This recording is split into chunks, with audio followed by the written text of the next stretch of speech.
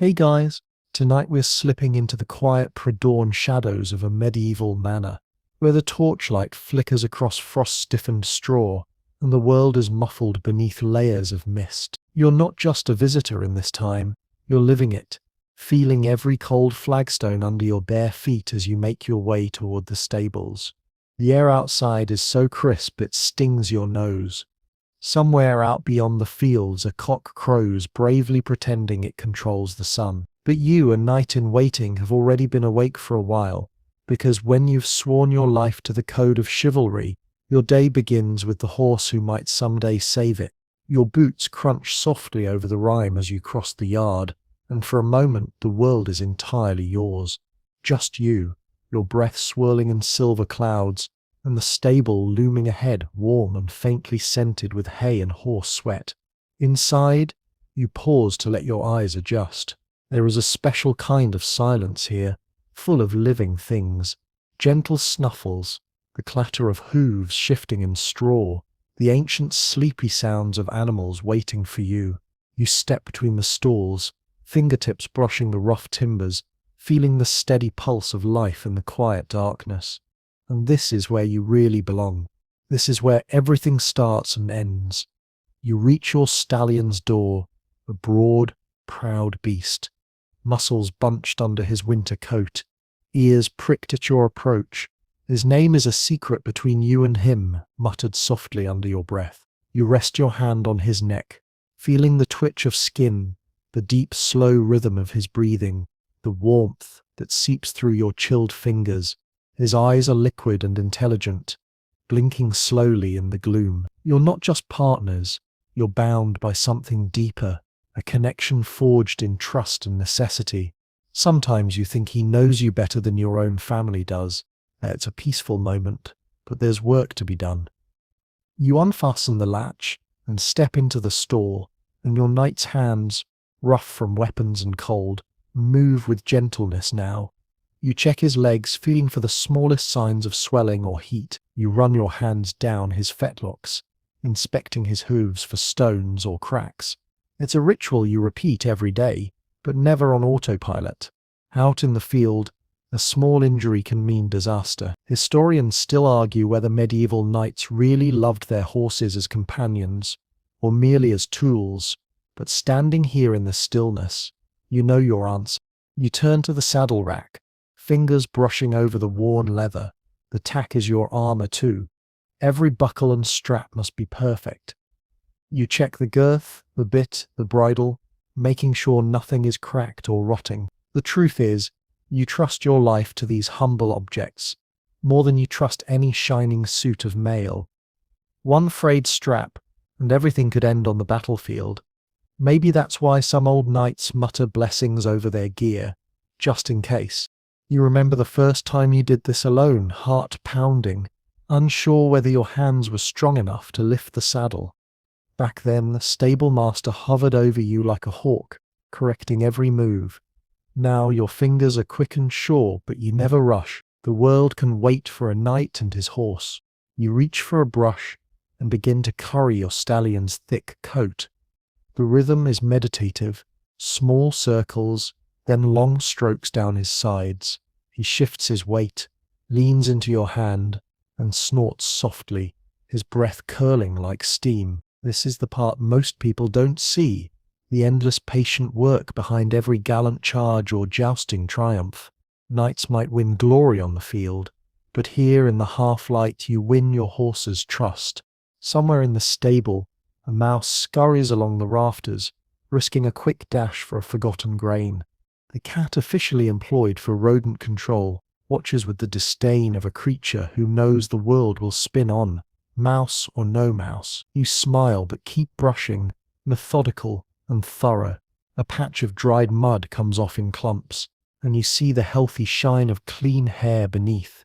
There are stories, some true, some less so, of knights sleeping in their stables before battle, whispering to their horses, promising safe return. Maybe it's superstition, or maybe it's just that the straw and animal warmth is the closest thing to comfort in a world of sharp edges.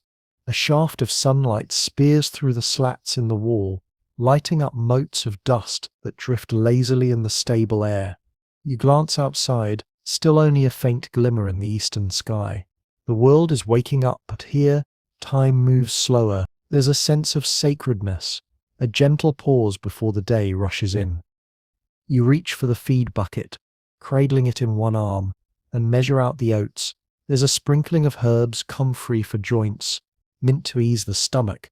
Just as you were taught, you pour it into the manger, and your horse noses the mixture, lips working deftly. It's not lost on you that this feed is better than what most peasants get. In fact, your horse is probably the best-fed resident of the manor, a living symbol of wealth and status. Some might resent it, but to you he is more than an asset. He's the difference between life and death, between victory and disgrace. You pat his shoulder as he eats, watching the play of muscles beneath his skin. Did you know some knights used to braid a tiny token, a scrap of cloth from a lady's favour, into their horse's mane for luck? That little superstitions can be all you have when you're riding into battle. Suddenly, a stable boy pokes his head in, sleepy and sheepish, apologizing for his late arrival. You wave him off. There's no real harm done. You're up earlier than most people anyway. As you work, you explain what you're doing, why you check for heat in the legs, how you look for any sign of thrush in the hooves. Maybe he listens. Maybe he just wants to get back to bed, but it feels right to share the knowledge. After all, every knight was once a stable boy too. The sounds of the manor begin to seep in, carts rattling, chickens clucking, the distant shouts of scullery maids.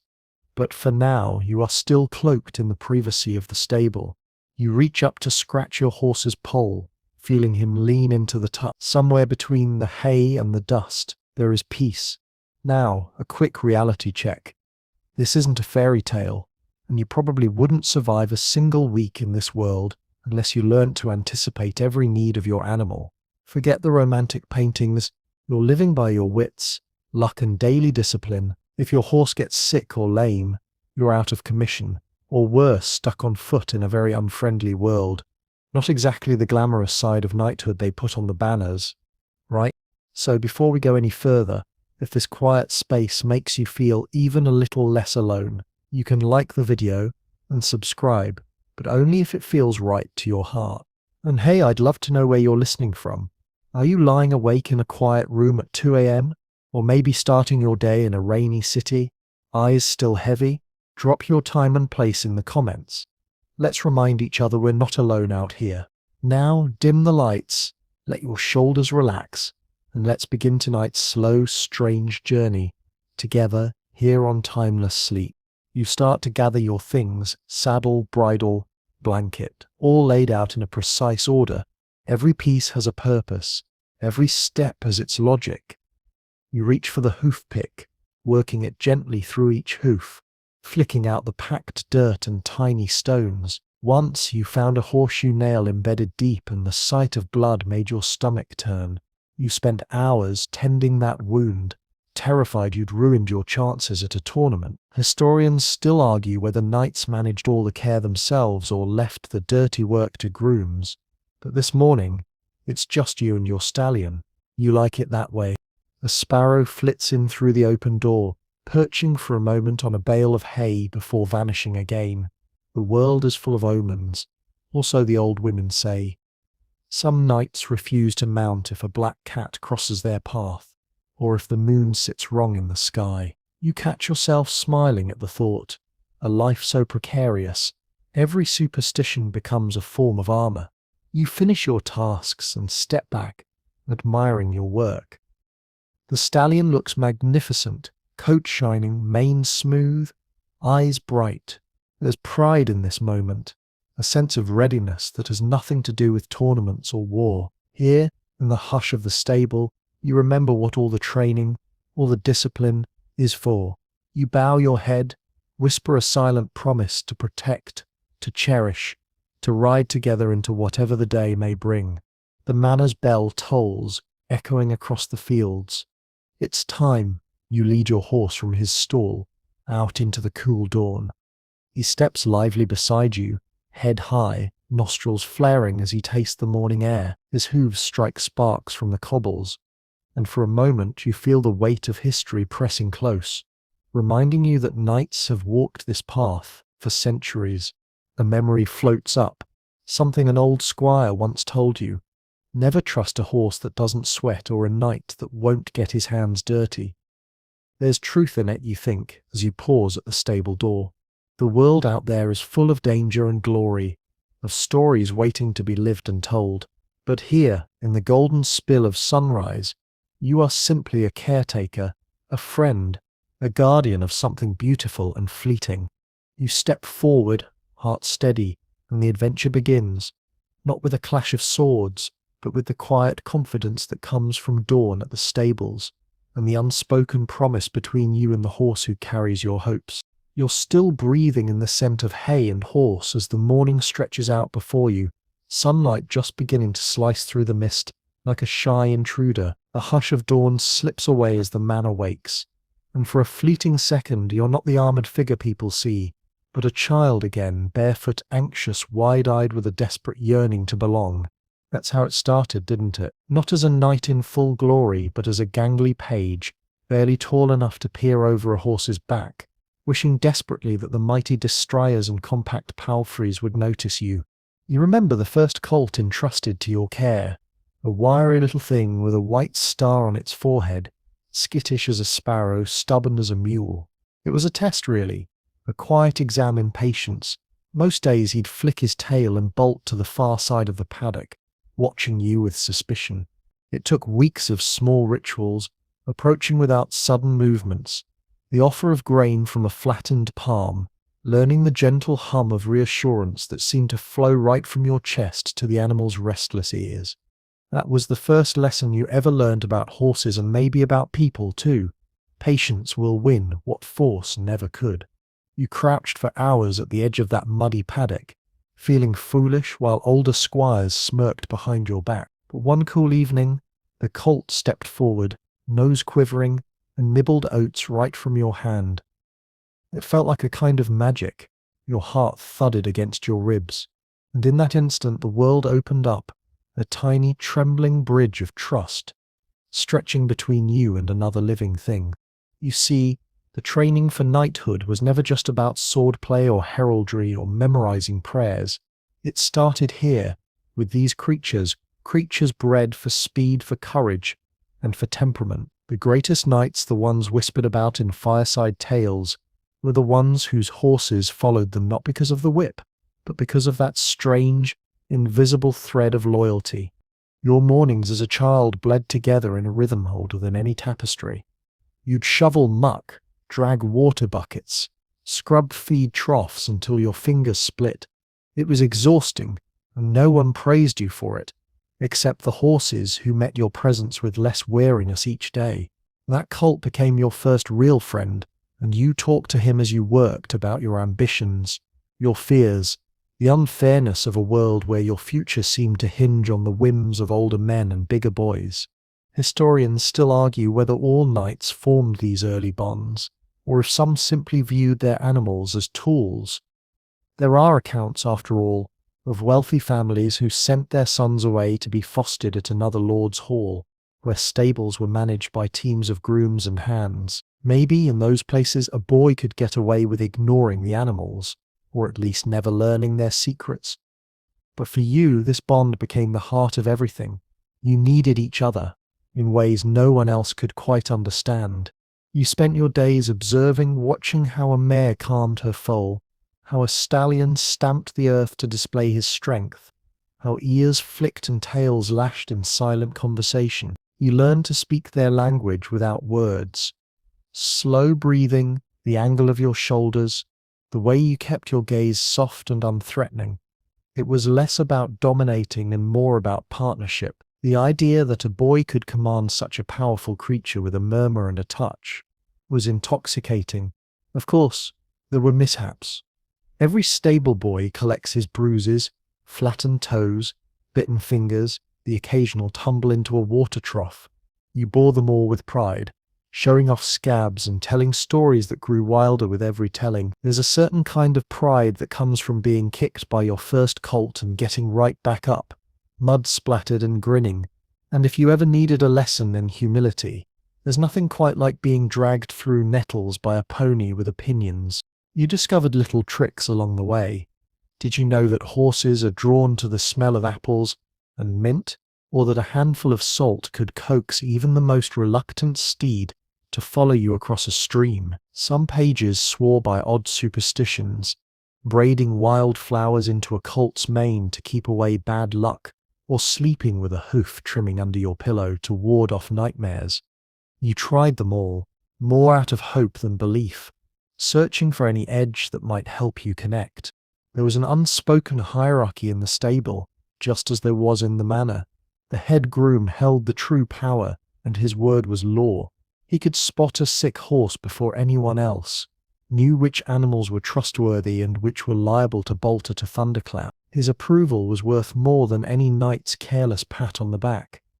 You learned to imitate his movements, watch the way he stroked a trembling foal's neck, or whispered nonsense into a nervous stallion's ear. One day he handed you a lead rope and said, "He's yours today. Don't let him make a fool of you." Your hands shook as you clipped it to the halter, and you knew then that this was more than a chore. This was a rite of passage. As you grew, so did the responsibilities.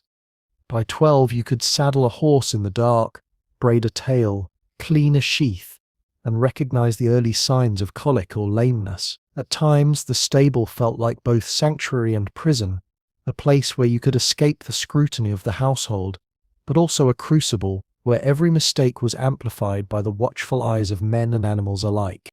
One winter's night, you were sent out in a storm to check the herd. Some rumor about wolves in the woods, or maybe just the panic of a jumpy guard.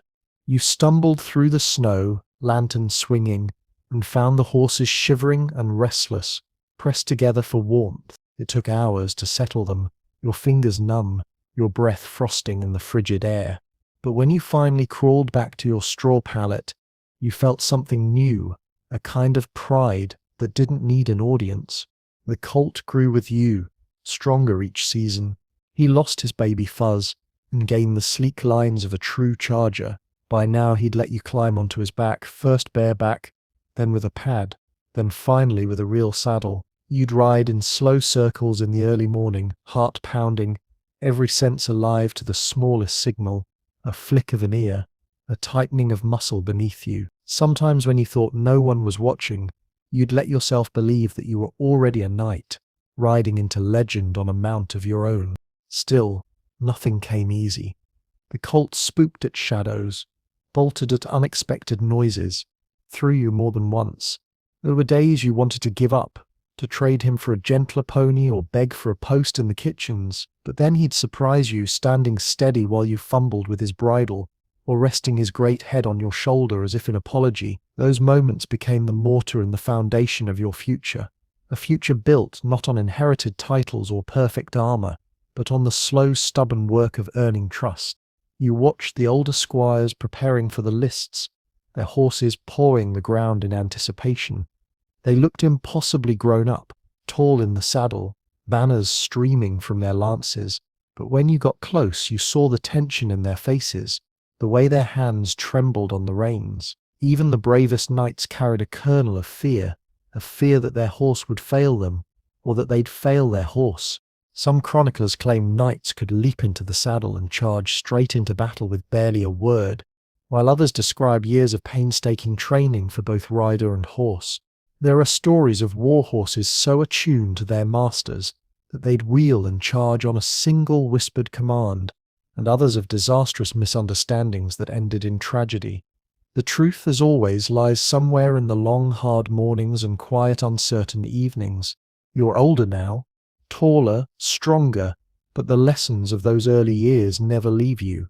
You've learned that a knight's authority doesn't come from his armor or his sword, but from his ability to win the trust of a creature who could crush him in a heartbeat. The horses sense things no human ever could. The coming of storms, the tremble of nerves, the subtle shift of power in a crowded yard. You come to rely on those instincts, reading the world through the flick of an ear or the stamp of a hoof. And so, every morning, you return to the stables, sometimes out of duty, sometimes out of habit, always out of love. The horses greet you with soft nickers, nudging your pockets for treats, their breath sweet with hay and the memory of green pastures. You pause, hand pressed to the warm curve of a neck, and remember what it felt like to be a child, uncertain and yearning, and how a single colt, impossible, difficult, beloved, taught you everything you needed to know about courage. The manor bell rings again, calling you to breakfast and chores, to lessons and drills. You linger just a little longer, watching your old colt, now nearly grown, graze contentedly in the pale light. The world outside is waiting, but here, for a few more minutes, you let yourself simply be a stable boy, a companion, a keeper of secrets and stories, wrapped in the golden hush of a morning that will never come again. The morning thickens, and the mist burns away, revealing the full sweep of the manor's stables, the heart of your world, humming with movement, the air alive with shifting hooves and the thump of heavy wooden doors. You know your way here as well as any chapel or hall, and every tool has its place, every task its rhythm. This is not just the home of horses, but the factory of knighthood, where discipline is carved into your muscles, one small ritual at a time. The day's work and a knight's life revolves around the rituals of tack and harness, each piece not only a tool, but a silent partner in the partnership between man and animal. It begins with a selection, and today your hands hover over the racks of leather and iron, roughened but deft after years of practice. You lift the saddle, heavier than it looks, and set it carefully across a worn post. There is a proper sequence to all of this, almost like a prayer. The padded cloth first to protect your horse's back, then the saddle, then the thick girth strap, which you cinch just tight enough that the horse does not even flinch. There are dozens of buckles, straps and knots, and you check each one with the quiet certainty of habit. More than one green knight has found himself sprawled in the mud for forgetting a strap or hurrying a knot. You wipe dust from the bridle with your sleeve, examining the bit for any rough spots or grime. The bit slides gently into your horse's mouth, the leather reins looped and ready. You remember how, as a boy, you fumbled these steps, always watched by the critical eye of the stable master. Now your movements are smooth, precise, and the horse barely shifts beneath your touch. If he trusts you, he lets you fit the gear in silence, knowing you'll not pinch his skin or snap the buckle too harshly. There are certain old rules you still follow, ways of checking the tack that are half superstition, half wisdom. You run your hand under the girth, feeling for pinched skin or a bunched cloth.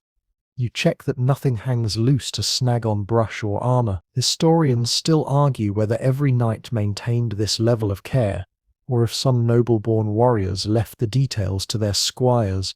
But in your world, one mistake can cost you everything. You've seen a careless friend thrown in a joust, tumbling headlong before a jeering crowd, all because of a missed buckle. The lesson was carved into you as surely as any scar. With the main tack in place, you move on to the smaller details: breastplate, crupper, the extra leather ties for banners or hunting horns. Each piece has its role, and you'd sooner ride bareback than trust your safety to a hurried preparation. For festivals or pageants, you might add coloured ribbons or embroidery, and you smile at the memory of a knight once teased for decking his desk dryer in garlands of onion and wildflowers. Supposedly the smell kept away biting flies, and some whispered, envious glances. You reach for your horse's hooves, kneeling to check the shoes. Each one is a small work of blacksmith's art, hammered to fit his unique foot. You run your finger along the rim, searching for looseness or chips. A slipped shoe could cripple a horse and ruin you in battle, so you tap each with a quick, practiced rap. There are stories of knights who brought extra horseshoes into combat, tucked away in saddlebags just in case. You've never had to use one, but you carry them anyway, for luck if nothing else. The light has changed outside. The stable windows are bright now, and the day calls you toward your duties beyond the walls. You lead your horse from his stall, guiding him into the open yard. Here your preparation is put to the test. You watch as he moves, muscles rippling under the saddle, no awkwardness or discomfort. That, more than any prayer, assures you of his readiness. You sling a cloth over your shoulder, prepared for the next phase. Grooming is not only for comfort, but for trust. You smooth his mane, untangle burrs from his tail, and dust away the last stubborn bits of mud from his flank. Horses, like people, can be vain, and you've learnt to read his moods, the flick of his ear, the impatient stomp. If he tolerates your fussing, you know he's feeling well. The process is slow, deliberate. You wipe sweat from your brow and check the saddle one more time. You murmur a few words, letting your horse hear your voice, steady and calm.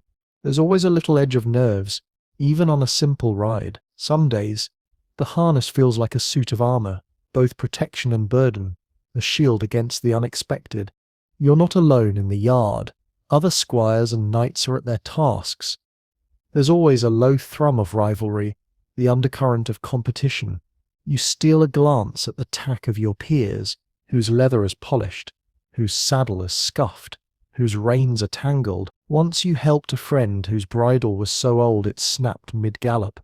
You both laughed about it afterward, lying in the grass, but you never forgot the look of fear in his eyes before the fall. Your own saddle bears its share of marks, a scratch here from a low-hanging branch, a dark stain where you spilled wine during a festival. These are your history, etched in leather and sweat. Every knight could read a story from the state of his harness, just as surely as from a coat of arms. You double-check everything before mounting, fingers lingering on each knot and buckle. It is, in a way, a private ritual, a moment to collect your thoughts and steady your nerves before whatever lies ahead. You glance up at the sky, gauging the weather, and think about all the knights before you who did the same. Some believed in reading omens in the pattern of clouds, or the way the wind shifted at dawn. You do it too, though you'd never admit it out loud. As you slip your gloves on and reach for the reins, you feel that familiar prickle of anticipation. The tack is in place, the harness secure, everything is ready. There's a comfort in knowing you've prepared as best you can, that your horse wears the marks of your care and attention. It's a reminder that, in a world of chaos and uncertainty, there are still small things you can control. Did you know some knights would talk to their tack as they worked, whispering old rhymes to ward off bad luck? You caught yourself doing it once, promising a lucky buckle that you'd polish it extra bright if it kept you safe. Maybe it's foolishness, but on the edge of a tournament, every charm feels necessary.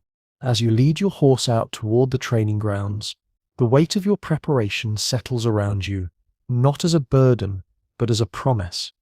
You mount up, the saddle creaking softly, and take a last look at the stable doors, feeling the day's momentum building. The world is waiting, and you're ready to meet it, armed not only with sword and shield, but with every careful ritual of tack and harness that binds you and your horse together, as equals facing whatever comes next.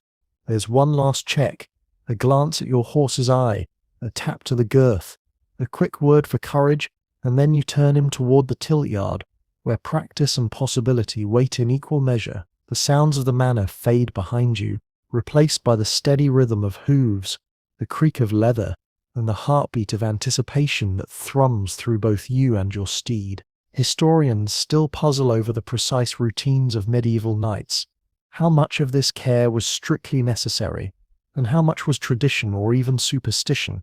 Some argue that many noblemen left the details to their attendants, only mounting up when the hard work was done. Yet the best warriors, the ones remembered, were always those who knew every buckle and every strap, every quirk of their horse's stride. They say a knight could tell his destrier by the sound of his hooves alone, even among 100 others, a kind of bond that no shortcut could ever replace. As you guide your horse into the light, you realize the truth is somewhere in between. Yes, you could delegate, you could trust someone else to clean your tack, to prepare your horse, but when it matters most, on the edge of battle or the moment before a charge, you want to know, deep in your bones, that everything is exactly as it should be, that no buckle will slip, no strap will snap, no piece of gear will betray you at the crucial instant. You ride out, feeling the weight of your armor and the lighter burden of your rituals, moving in sync with the animal beneath you. This is what separates knights from mere riders: the attention to detail, the willingness to take responsibility for every part of the partnership. You catch the eye of another knight as you pass, a quick nod of mutual respect, silent acknowledgement of all the unseen work that goes into this moment. The training field stretches before you, green and open, marked with the scars of many practices. Here you'll put all your preparation to the test. But for now, there's a quiet pride in knowing that every step, every buckle, every careful touch has brought you to this point. You and your horse are ready, bound together by ritual, trust, and the quiet certainty that comes from a job well done. You tighten your grip on the reins, feeling the supple leather mold to your palm. The world narrows to the space between your knees and the rhythm of your horse's breathing. The rituals of tack and harness have done their work. Now it's time to ride. You settle into the rhythm of morning, the stable behind you, the open yard before you. The air is alive now. Smells of earth and dew, birdsong spiraling up from the hedges, the far-off clang of a blacksmith starting his day. You're not armored for war yet, but you are preparing in a quieter way. It's the act of mounting, a movement you've repeated so many times it's become as natural as breathing.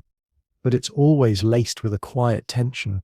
Will today be the day something goes wrong, or will you both move as one, perfectly balanced, like a single mind split between two bodies?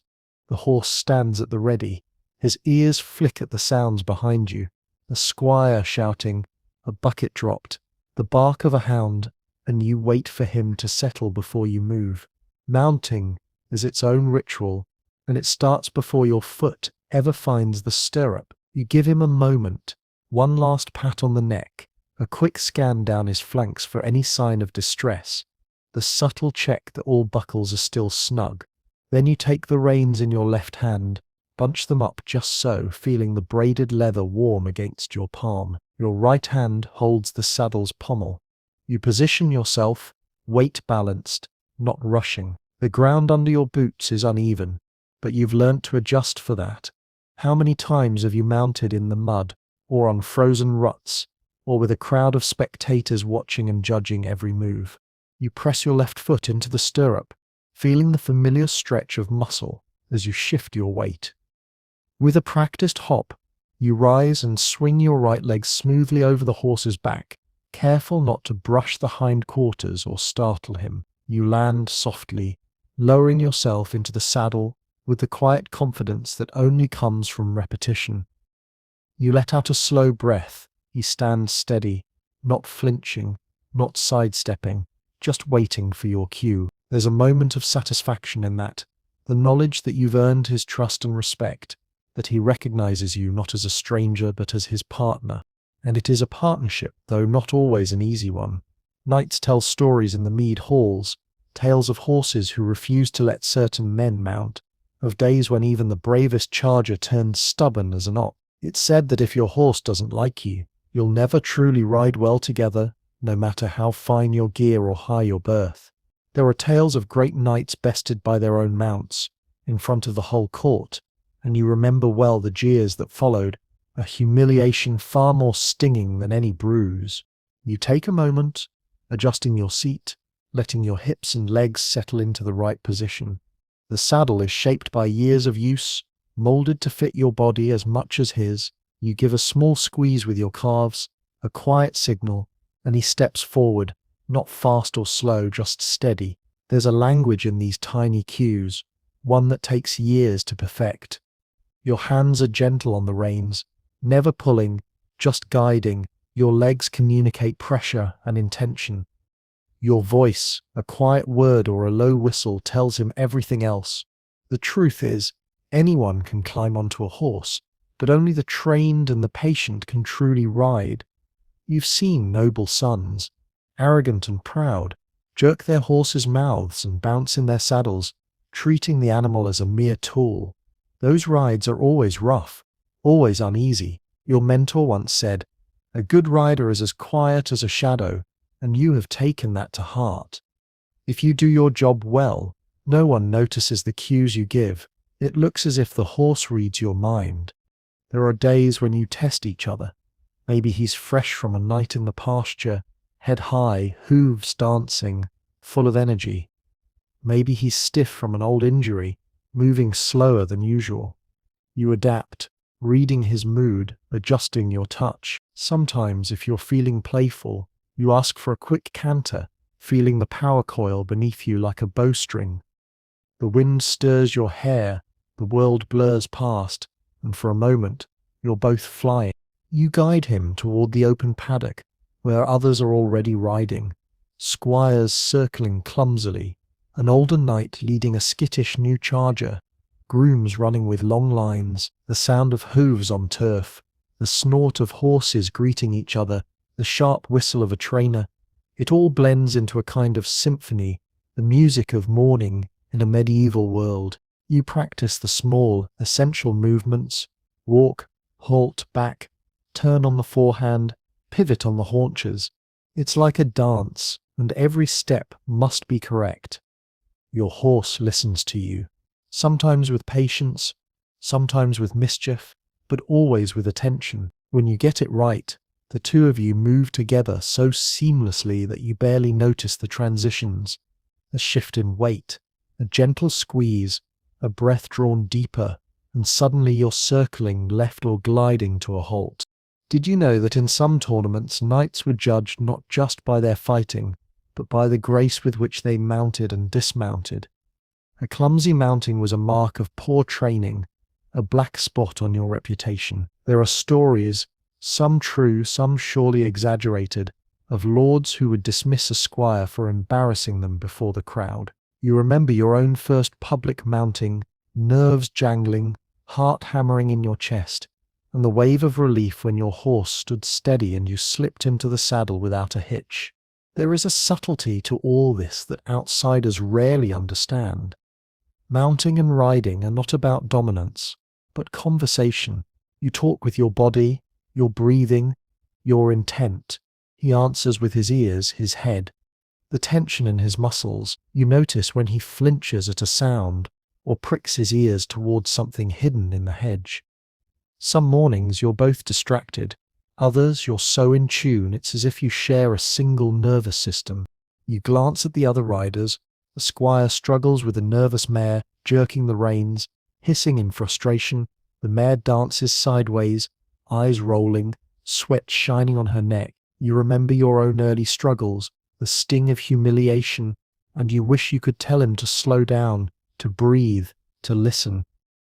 The best horsemen aren't the strongest or the loudest. They're the ones who pay attention, who know when to push and when to yield. Historians still debate how much independence a medieval knight really had when handling his horse. Some claim squires and grooms did most of the preparation, leaving the knight to simply climb on and ride. Others insist that only the hands-on, attentive riders achieve true mastery in battle and sport. In the end, you know what works for you: the quiet time spent in the saddle, the silent agreements between you and your horse, the knowledge that trust is built in hundreds of tiny invisible ways. You ask your horse for a trot, feeling the change in rhythm as his gait smooths out, his body swinging under you like a ship at sea. You rise and fall with each stride, not forcing it, but flowing with him. It's a feeling you crave, a sense of rightness that makes all the chores and training worth it.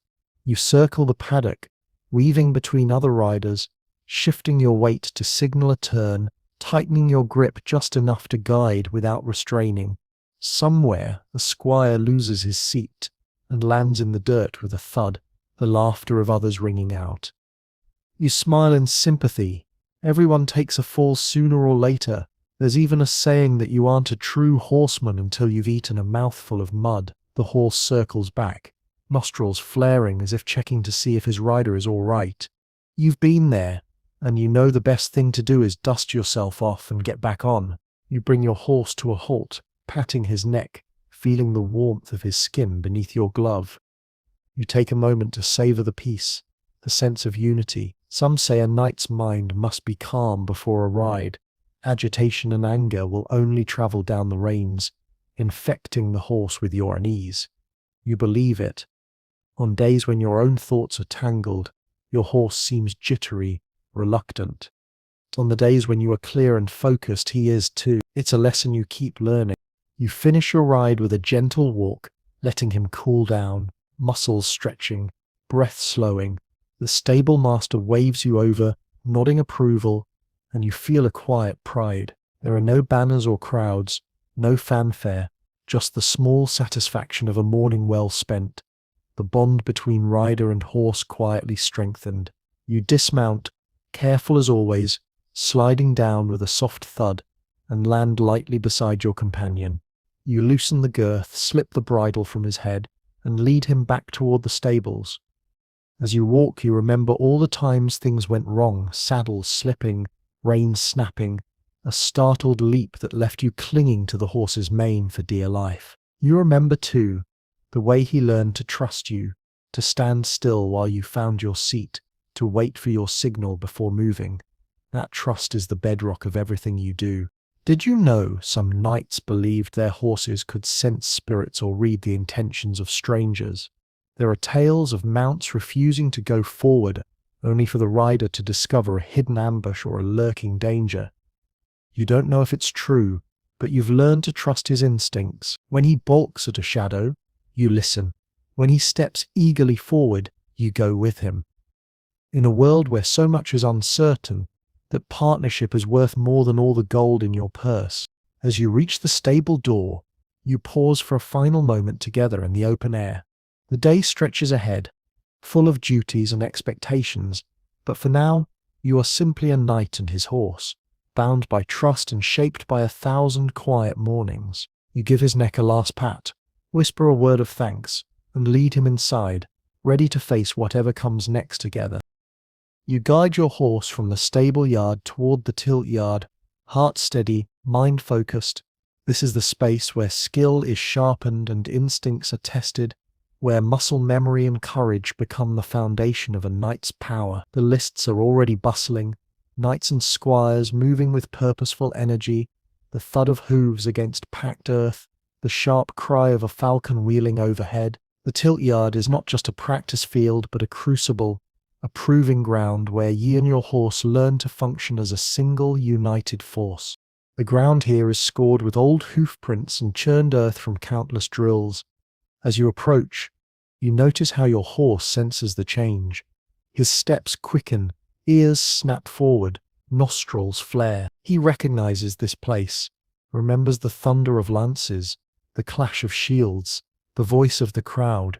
It's remarkable how these creatures, bred for war and spectacle, carry memories of every ride, every victory, every fall. You settle in your saddle and breathe out slowly, letting your weight drop deep into your hips, hands steady on the reins. You start, as always, with the basics. A walk around the edge of the tilt yard, letting him relax into the familiar pattern.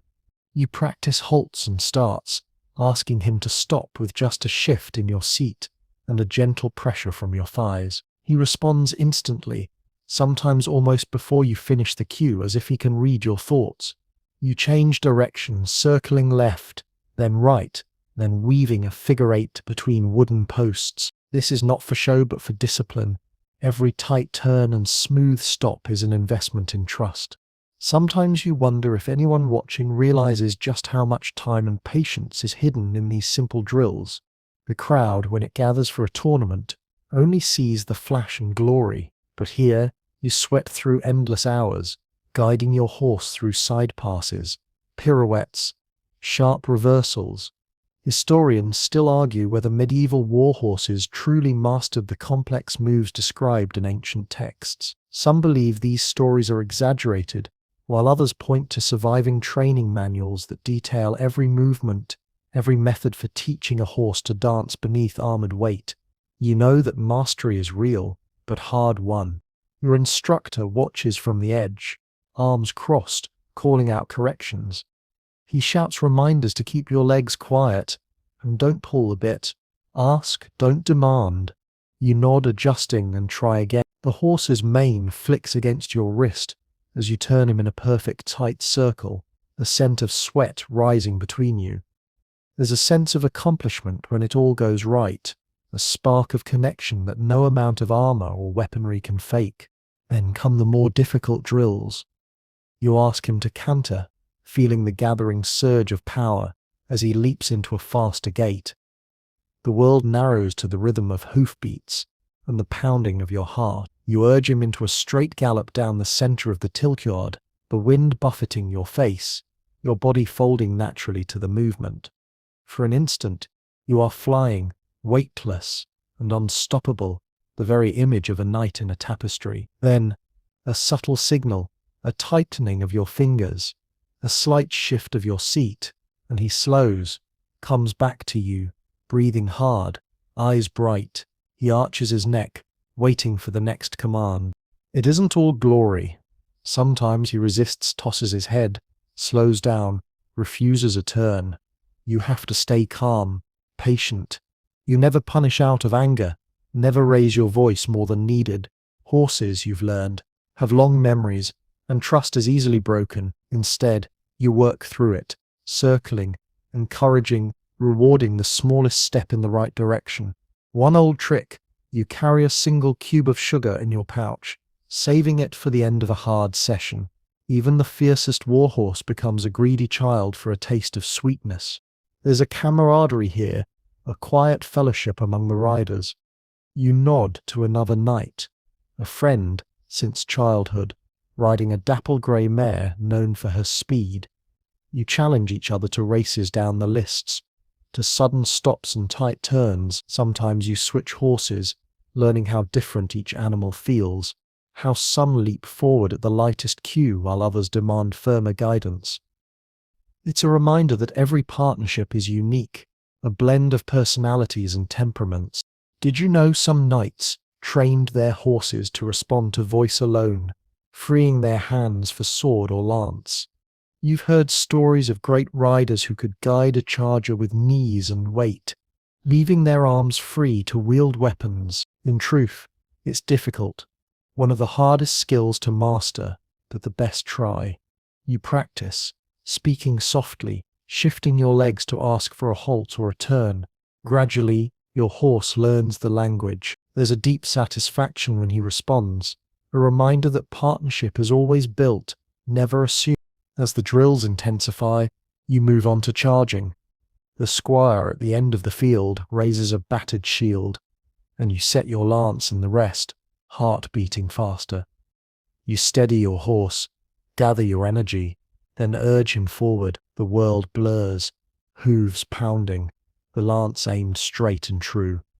He thunders forward, trusting you completely, and you feel the collective memory of every battle, every tournament, every knight who rode before you. At the last instant, you check his speed, pull up sharply, and he stops in a shower of dust, perfectly under control. There's pride in that moment, but you don't let it linger. You dismount, pat his neck, check his legs for sweat and trembling. You know to watch for signs of strain, a faltering step, an ear flicked back, a sudden heaviness in his breath. Warhorses are tough, but not invincible. More than one knight has seen a promising career end with a single misstep or a twisted fetlock. Historians still debate how long and intense these training sessions really were. Some chronicles describe endless hours in the tiltyard, while others suggest knights spent more time hunting and hawking. The truth is, you do whatever it takes. If your horse needs an extra hour to master a skill, you give it. If he's tired, you let him rest. There are days when the only progress is that he stands a little calmer, trusts you a little more. That is victory enough. On the sidelines, squires watch, taking mental notes, dreaming of the day they'll take their turn in the lists.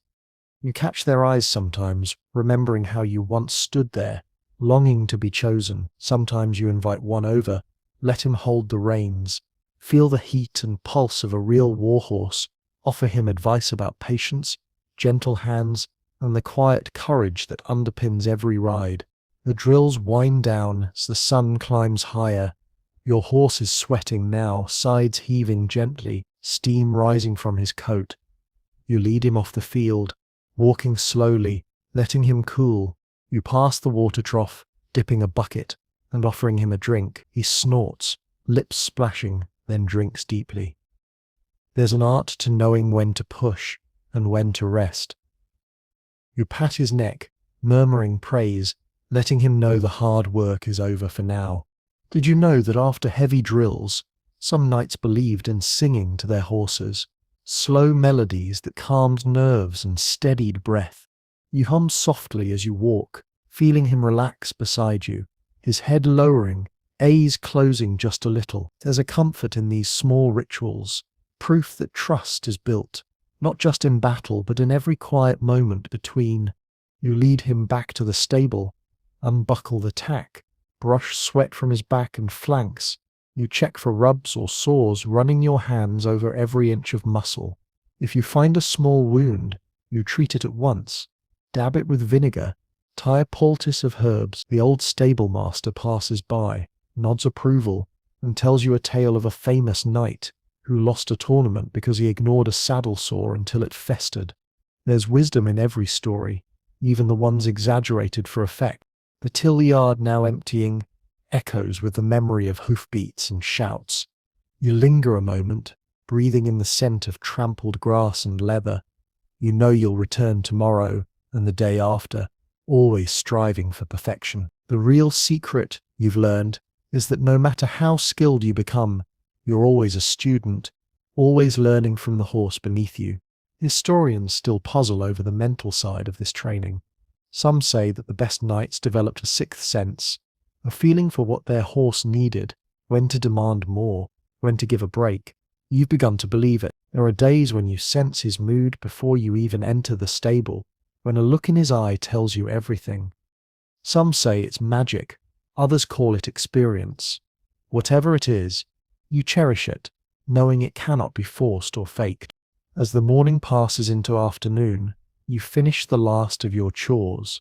The drills, the sweat, the hours of patient work, all a part of the lifelong partnership between you and your horse. You realize, as you watch him settle into his stall, that you have come a long way from those early days of fumbling with buckles and falling in the mud. Now, you stand with confidence, not just as a knight, but as a true horseman, someone who understands that greatness is built in the quiet repetition of small acts, day after day. You lean against the stable door for a moment, feeling the ache in your muscles, the satisfaction of hard work well done. Your horse turns his head, nudges your shoulder, and for a heartbeat, all the noise and chaos of the world fades away. Here, in this simple connection, you find your purpose, the steady pulse of life that runs from your hand to his, the silent promise that you will always return, always care, always strive to be worthy of his trust. Evening approaches, long shadows stretching over the tilt yard and the scent of trampled grass, heavy in the air. The day's drills, the shouting of instructors, and the hum of stable life all fade for a moment as you step out into the cooling dusk, feeling your horse's side heave gently beneath you. This is the time when memories rise unbidden, when you remember your very first real charge, that thunderous plunge into the press and chaos of battle. It is impossible to forget. The first time you're summoned for real combat, the world tilts beneath you. There's no practice run, no gentle correction from a watching master. The field is wild, alive with noise and confusion, every sense sharpened by fear. Your warhorse snorts, hooves restless, as the tension runs from your hands into his withers. All those quiet mornings in the stable, all the patient drills and whispered reassurances, come to a point of perfect razor-edged focus. You steady your breath, trying to calm your heart. You try not to think about the stories the knights thrown at the first shock, the chargers that bolted in terror, the confusion that could cost a life in an instant. You remember the feeling of armor pressing tight against your shoulders, the heat trapped beneath layers of mail and leather. Your lance rests heavy in your hand, your sword sheathed at your side. The commander's orders cut through the din and the column shifts. Your horse feels the energy crackle in the air, his muscles bunching, eyes rolling white. You lean low, whisper to him, and he stamps once, twice, ears flicked back for your next signal. The signal comes, a banner drops, a horn blares, and you move together, not as man and beast, but as one creature bound by necessity and trust.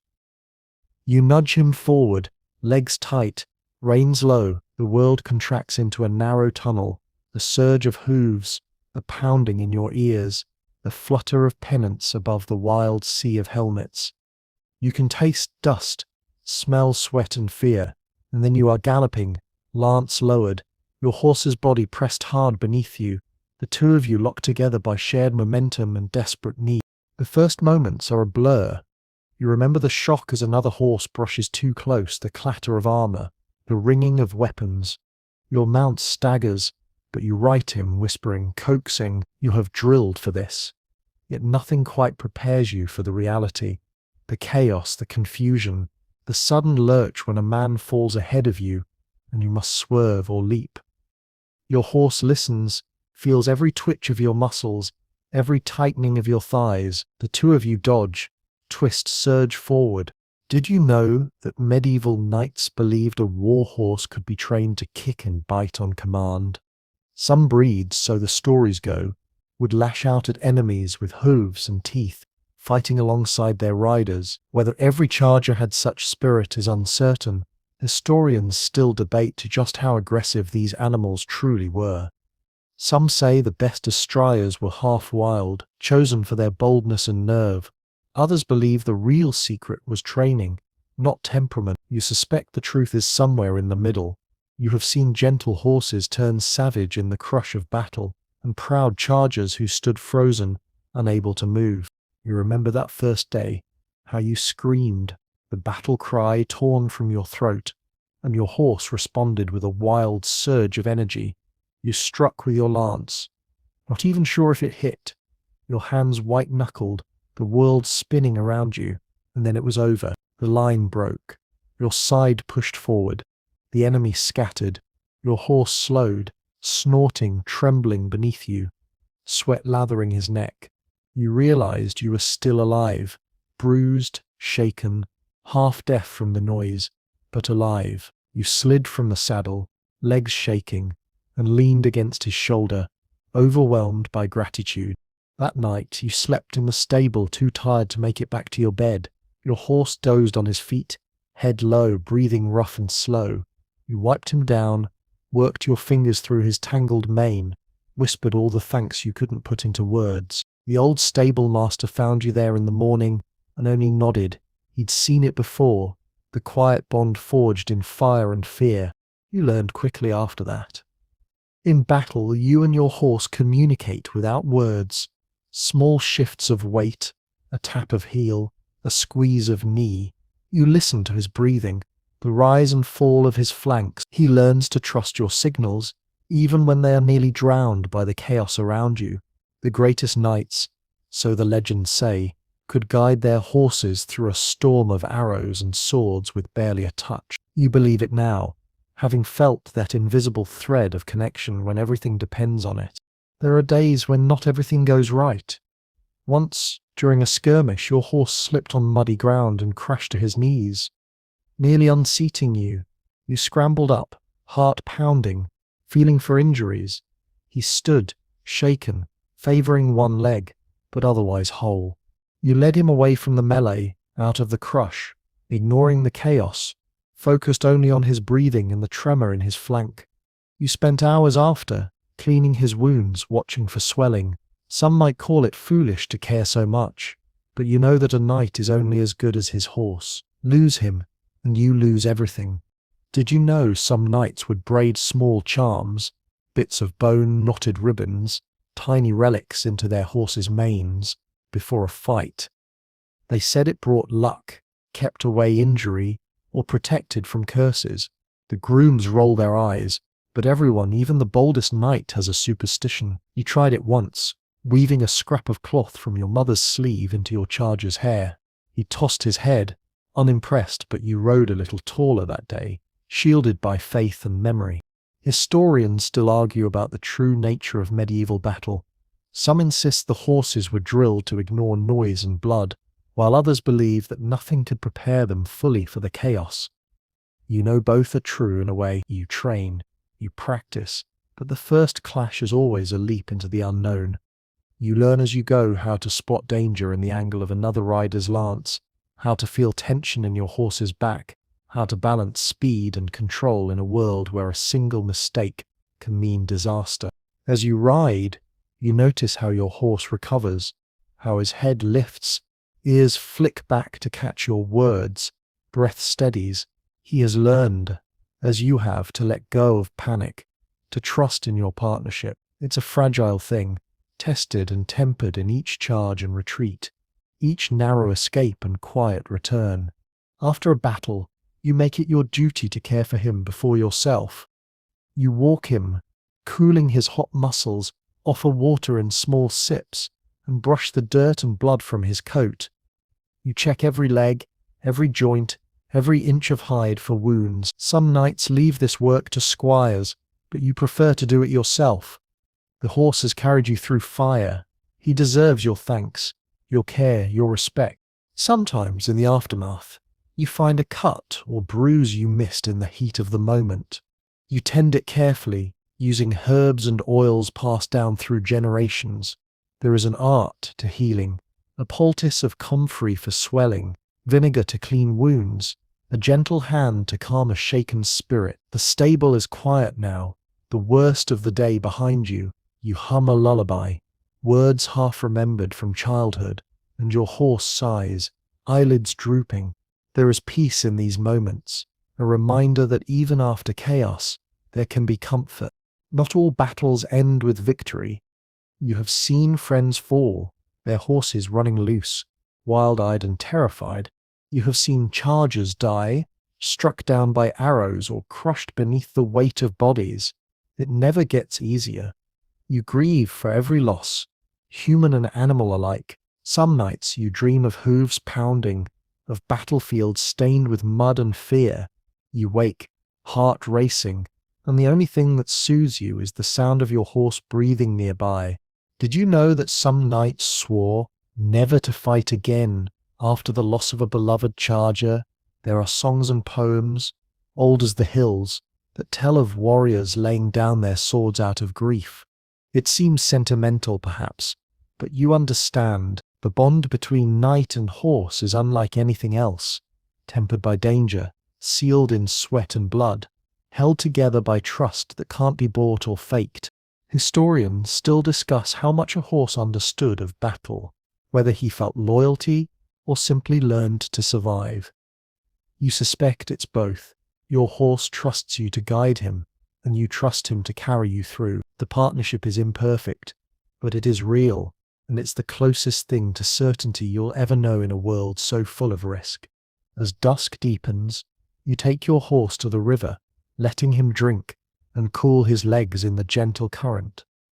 The light is golden, soft, and for a while, you simply stand together, watching the world settle. The worst is over for now, but tomorrow will bring new challenges, new charges, new risks, new moments where you must trust each other once again. A last light slips behind the hills as you lead him home. Your armor is heavy, your body tired, but your heart is full. You know that, no matter what comes, you and your horse will face it together, bound by the memories of every battle, every ride, every silent promise kept. The clamour and energy of the lists or battlefield always dissolve into a different, quieter world as you return to the stable. The hard-won peace of dusk is broken only by the low cluck of chickens settling for the night, the sleepy murmurs of grooms, and the soft sound of hooves on straw. You guide your horse to his stall, feeling the weary heaviness in your own arms and legs, your heartbeats still echoing with adrenaline. This is the hour of recovery, for both you and your animal, a ritual just as important as drills or armor, and just as essential for survival. You lead him inside, the two of you moving with a kind of tired grace that only comes after a day spent working and fighting together. The stable air is warm, thick with the comforting scent of hay, earth, and horse. Lanterns cast soft pools of golden light, revealing dust motes dancing lazily. In this private space, you slip back into roles that have nothing to do with banners or charges. You are a caretaker, a healer, a companion. The world outside grows dark and uncertain, but here, every action is deliberate, every moment an act of trust. Your first task is always to unsaddle him, to lift the heavy leather and padded cloth from his back, careful not to let it scrape or catch. He stands quietly, almost sighing with relief, and you run your hands gently over his shoulders and flanks. Feeling for heat or swelling, your fingers find the small places where the saddle rubbed or the girth pressed too tightly. You kneel, brush his legs, pick out his hooves, working slowly, talking to him in a soft voice. He flicks his ears, shifts his weight, lets you know where it hurts and where he is just ticklish. Sometimes you discover tiny cuts or bruises you missed in the noise of the field, reminders that even the bravest horse is not made of iron. You fetch water, offering it in small amounts. After hard work, you know not to let him gulp it all at once. Did you know that an overheated horse can founder if given too much water too quickly? You've seen it happen once, to a rival who ignored the old stablemaster's warnings, and the memory haunts you. So you wait, patient, watching his breathing slow and his body relax. There is an art to this waiting, an understanding passed down by grooms and old knights who learned the hard way how easy it is to do more harm than good. You reach for the brush, working the sweat and dirt from his coat. The brush moves in slow circles, rhythm steady, your touch both soothing and thorough. His skin twitches at the touch, muscles rippling under your hand. Some nights you catch yourself humming a tune, something old and half-remembered, and he settles into the song. You pay special attention to the places where armor and tack pressed hardest, the withers, the chest, the inside of his legs. When you find a burr or patch of dried blood, you clean it gently, praising him for standing still. It's a moment of intimacy that feels as important as anything that happened on the battlefield. You feed him now, oats mixed with chopped hay, a pinch of salt, and sometimes a handful of fragrant herbs. Comfrey for joints, mint for digestion, sometimes dried rose petals for luck. There are old recipes for horse feed, and every stable has its own secrets. Some believe in adding beer or ale to the mash for strength, though you suspect the horse is just like the taste. You linger as he eats, watching the slow, methodical way he chews, the gentle movements of his jaw. The stable is full of small, soothing sounds. Horses munching, tails swishing, a sleepy nicker from the next stall. The quiet is deep, but not empty. There is a sense of community here, the feeling that every creature, human and animal alike, has earned this moment of rest. Grooms pass by with a nod, some with a story or a bit of gossip, others moving silently, tending their own charges. Occasionally, a noble squire enters, fussing with a flashy bit of tack or worrying over a torn blanket. You remember being that boy once, more concerned with appearances than substance, and you almost want to reassure him what matters most can't be seen from the outside. Historians still debate whether medieval knights handled these chores themselves, or left them to servants and squires. Some point to records of great lords who barely visited their own stables, who saw their horses only at the moment of mounting. Others insist that the truest knights knew every hair and hoof of their mounts, that the deepest partnerships were born in the slow, patient hours of care. You know where you stand, after all. Your victories and your safety rest on the health of this animal. If you do not know how to care for him, what kind of knight are you?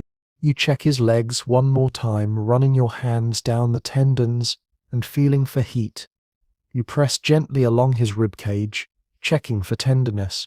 You examine his eyes, bright and clear, alert but no longer wild. If something feels off, you consult the head groom, seeking advice on poultices or ointments.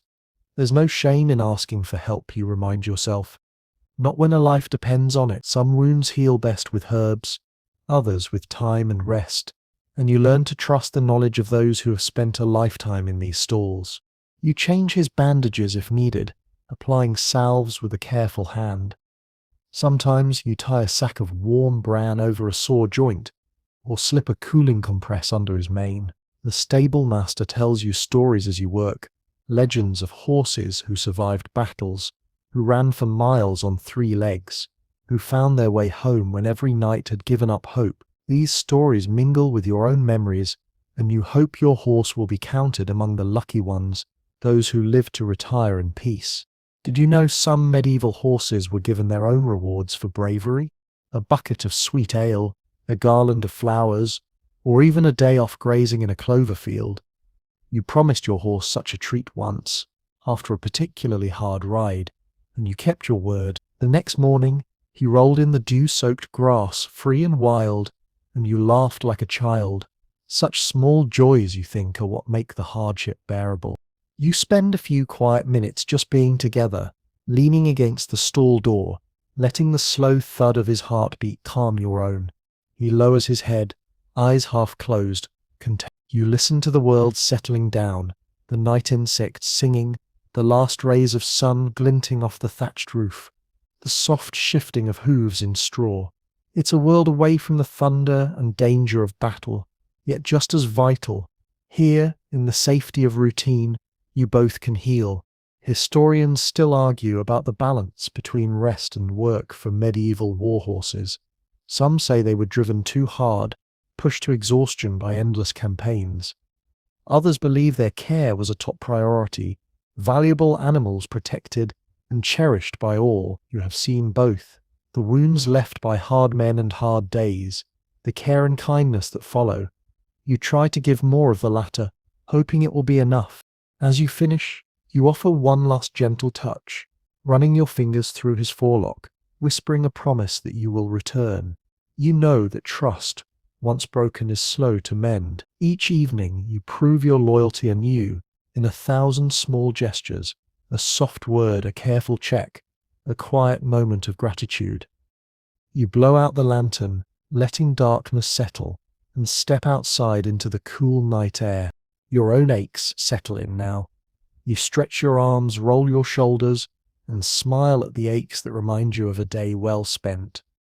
The moon rises over the fields, silvering the world with its calm glow. You glance back at the stable, see the silhouette of your horse outlined against the lantern light, and know that he too is watching you. This silent communication, this steady companionship, is the foundation of everything you do. You turn toward the manor, ready to rest and recover yourself. There will be more battles, more rides, more dawns breaking over dew-soaked fields. But for now, you hold on to this moment, a moment where care and kindness are the last word of the day, a moment where the bond between knight and horse is renewed and strengthened by the simple acts of feeding, brushing, tending, and listening. As you walk away, you hear him nicker softly, a sound you carry with you into the night. It is a promise, a comfort, a reminder that you are not alone in this world of shifting fortunes and constant demands. You close your eyes, breathe deep, and let the peace of the stable settle over you like a cloak, knowing that tomorrow you will do it all again, side by side, through every challenge the world can offer. Dawn returns as it always does, creeping over the fields in a wash of pale gold, catching the dew on every blade of grass and turning the stable roofs to silver. You rise before the manor bell tolls, shaking sleep from your shoulders and feeling the familiar stiffness in your back. Signs of a life spent half in the saddle, half bent over tack and hooves. Today is no ordinary ride, and you sense it in the way everyone moves. The yard is thick with the quiet purpose that precedes any serious undertaking. Today you will armor yourself and your horse. You step into the tack room, where the gleam of polished steel and iron fills your vision. Pieces of your own armor rest in careful rows, mail hauberks layered over padded gambesons, the segmented plates of your cuisses, the heavy weight of your breastplate. But your eyes are drawn first to the caparison and chamfron, the protective gear meant for the creature who carries you into danger. Historians still debate exactly how widespread the use of full horse armor was. Some say it was reserved only for the richest lords and the grandest tournaments. Others claim even modest knights found ways to outfit their destriers in at least partial defense. You know what you have here is precious, a sign of your family's standing and the years of patient saving and bartering that finally earned you the right to call this gear your own. Before you lift a single piece, you take a moment to simply look. The chamfron, shaped to fit the horse's forehead, bears a delicate incised pattern along the edge, an echo of your own crest. The crenier's articulated plates look almost like overlapping fish scales designed to protect the neck without hindering movement. The pétrole will shield the chest, the croupier the hindquarters. Each piece is a small miracle of craftsmanship, a blend of blacksmith's skill and the quiet prayers of every person who knows the cost of failure. Your horse watches you from his stall, ears flicking forward and back, already aware that today is different.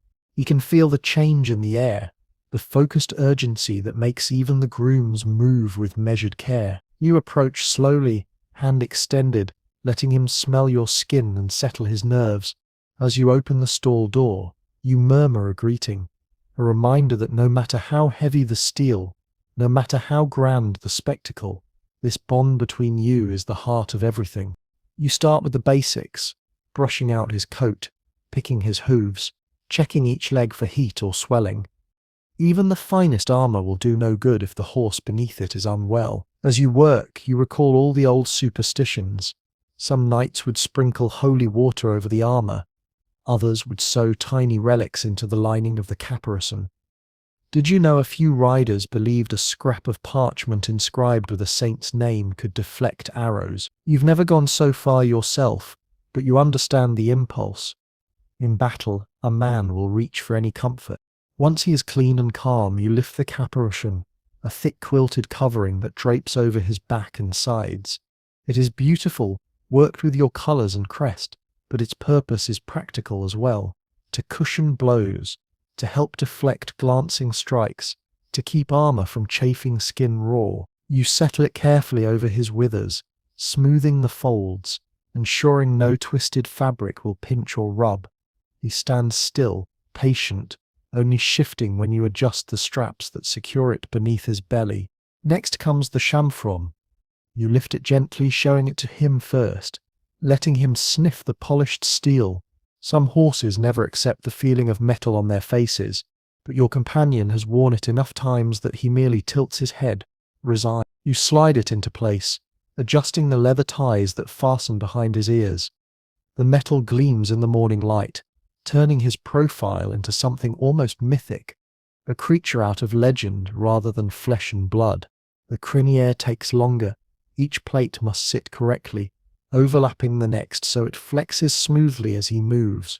You work slowly, checking each rivet and strap. Your fingers grow stiff with effort, but you don't rush. A misaligned plate can dig into skin or catch against the saddle, and you will not have that on your conscience. As you fasten the last buckle, you step back to study the effect, your horse transformed into a living fortress, powerful and protected. You finish with the pétrole and croupier, fitting the broad steel plates over his chest and hindquarters. The weight is considerable, but he carries it with the same quiet endurance that has earned your respect 100 times over. He lowers his head, exhaling in a long sigh, as if accepting the burden with the same calm he has always shown. You rest your hand on his neck, feeling the warmth of his skin beneath all that iron and leather. No matter how many layers you add, he is still himself, still the colt you once coaxed to trust you, still the partner who carried you into your first real fight. Only when he is fully armored do you turn to your own gear. You shrug into your gambeson, the padded underlayer that will keep the mail from biting your shoulders. A squire helps you lift the mail hauberk, the weight settling over your arms like a second skin. Then the plates breast and back, spaulders for your shoulders, vambresses on your forearms. The familiar constriction of armor wraps you in its embrace, making every movement deliberate. You have learned to accept that feeling, not as a limitation but as reassurance. This is your shell, your defense, your declaration that you are prepared. As the squire buckles your cuisses and greaves, you glance over to your horse, who stands watchful, armored head lifted as if to measure your progress. You wonder sometimes what he makes of all this ceremony. To him, perhaps, it is just another ritual, another sign that you two will soon ride out together into whatever waits beyond the manor walls. When you are finally ready, you step forward, the armor clinks softly with every movement. You take up your reins, feeling their weight in your gauntleted hands, and place your foot in the stirrup. Mounting in full armor is never graceful. It is a slow, deliberate process that demands both strength and balance. You haul yourself up, settle your seat, and breathe out. You are taller now, encased in steel and sitting astride a creature clad in it as well. From the outside you must look formidable, a vision of chivalry. Inside you are still just a man, heartbeat fluttering, hoping you have remembered every strap and buckle. Historians still debate how practical all this armor was, whether it was more show than substance, whether it truly made a difference in the chaos of battle. Some chroniclers wrote that fully armored horses were rare, too costly for all but the wealthiest lords. Others described fields of glittering destriers, clad in steel from nose to tail.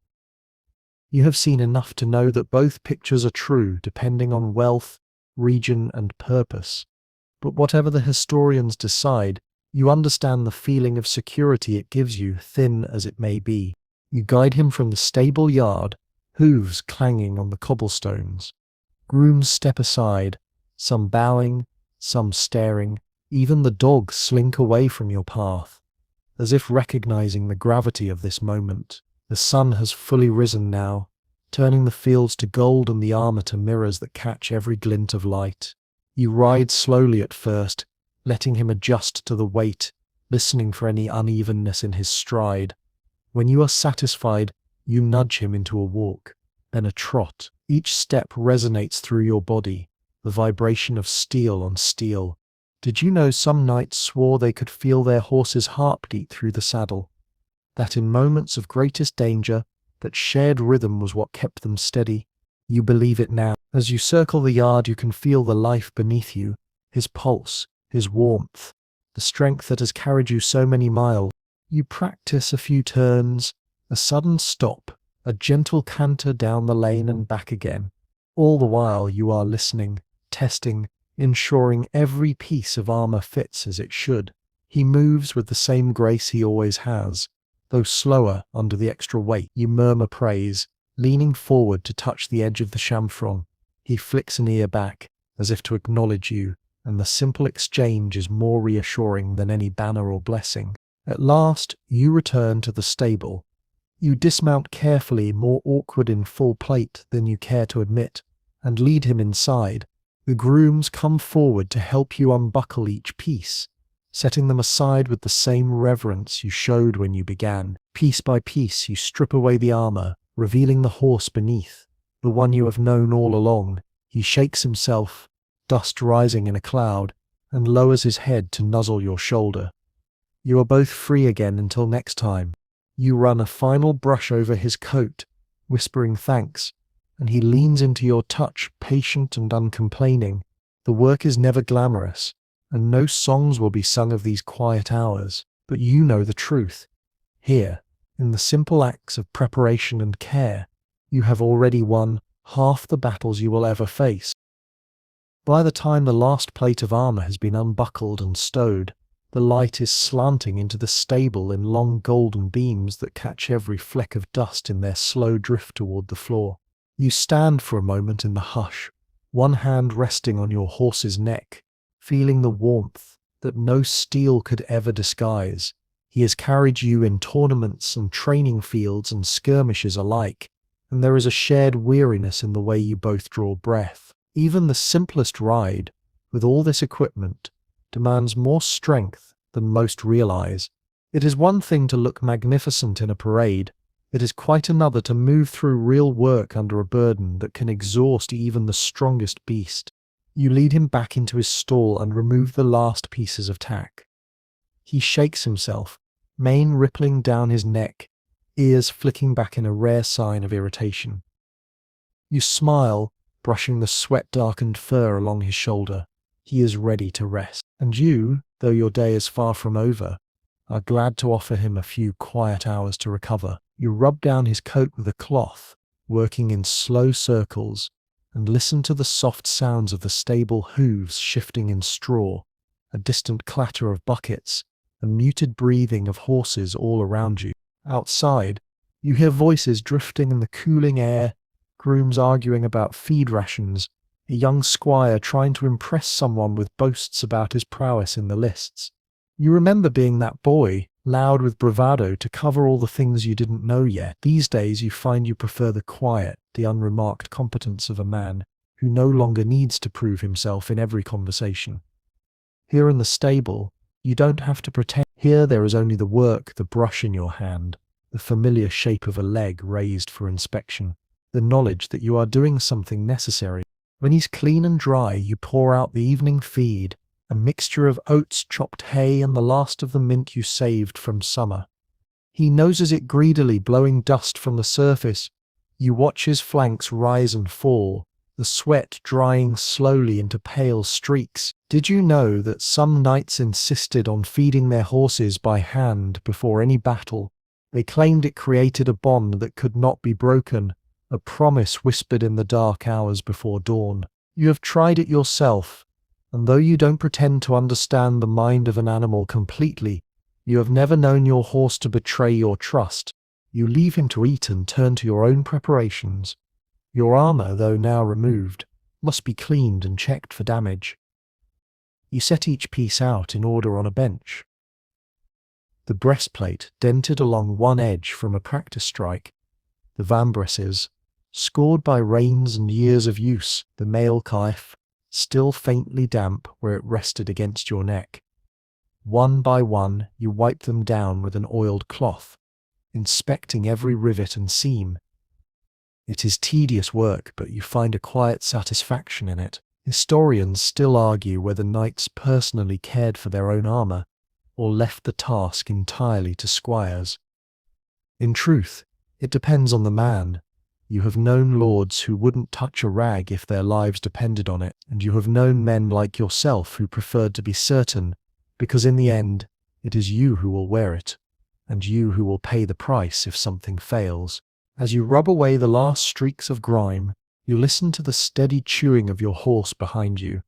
You wonder if he understands how much depends on him, whether he feels pride when the crowd cheers, or relief when the fighting is over.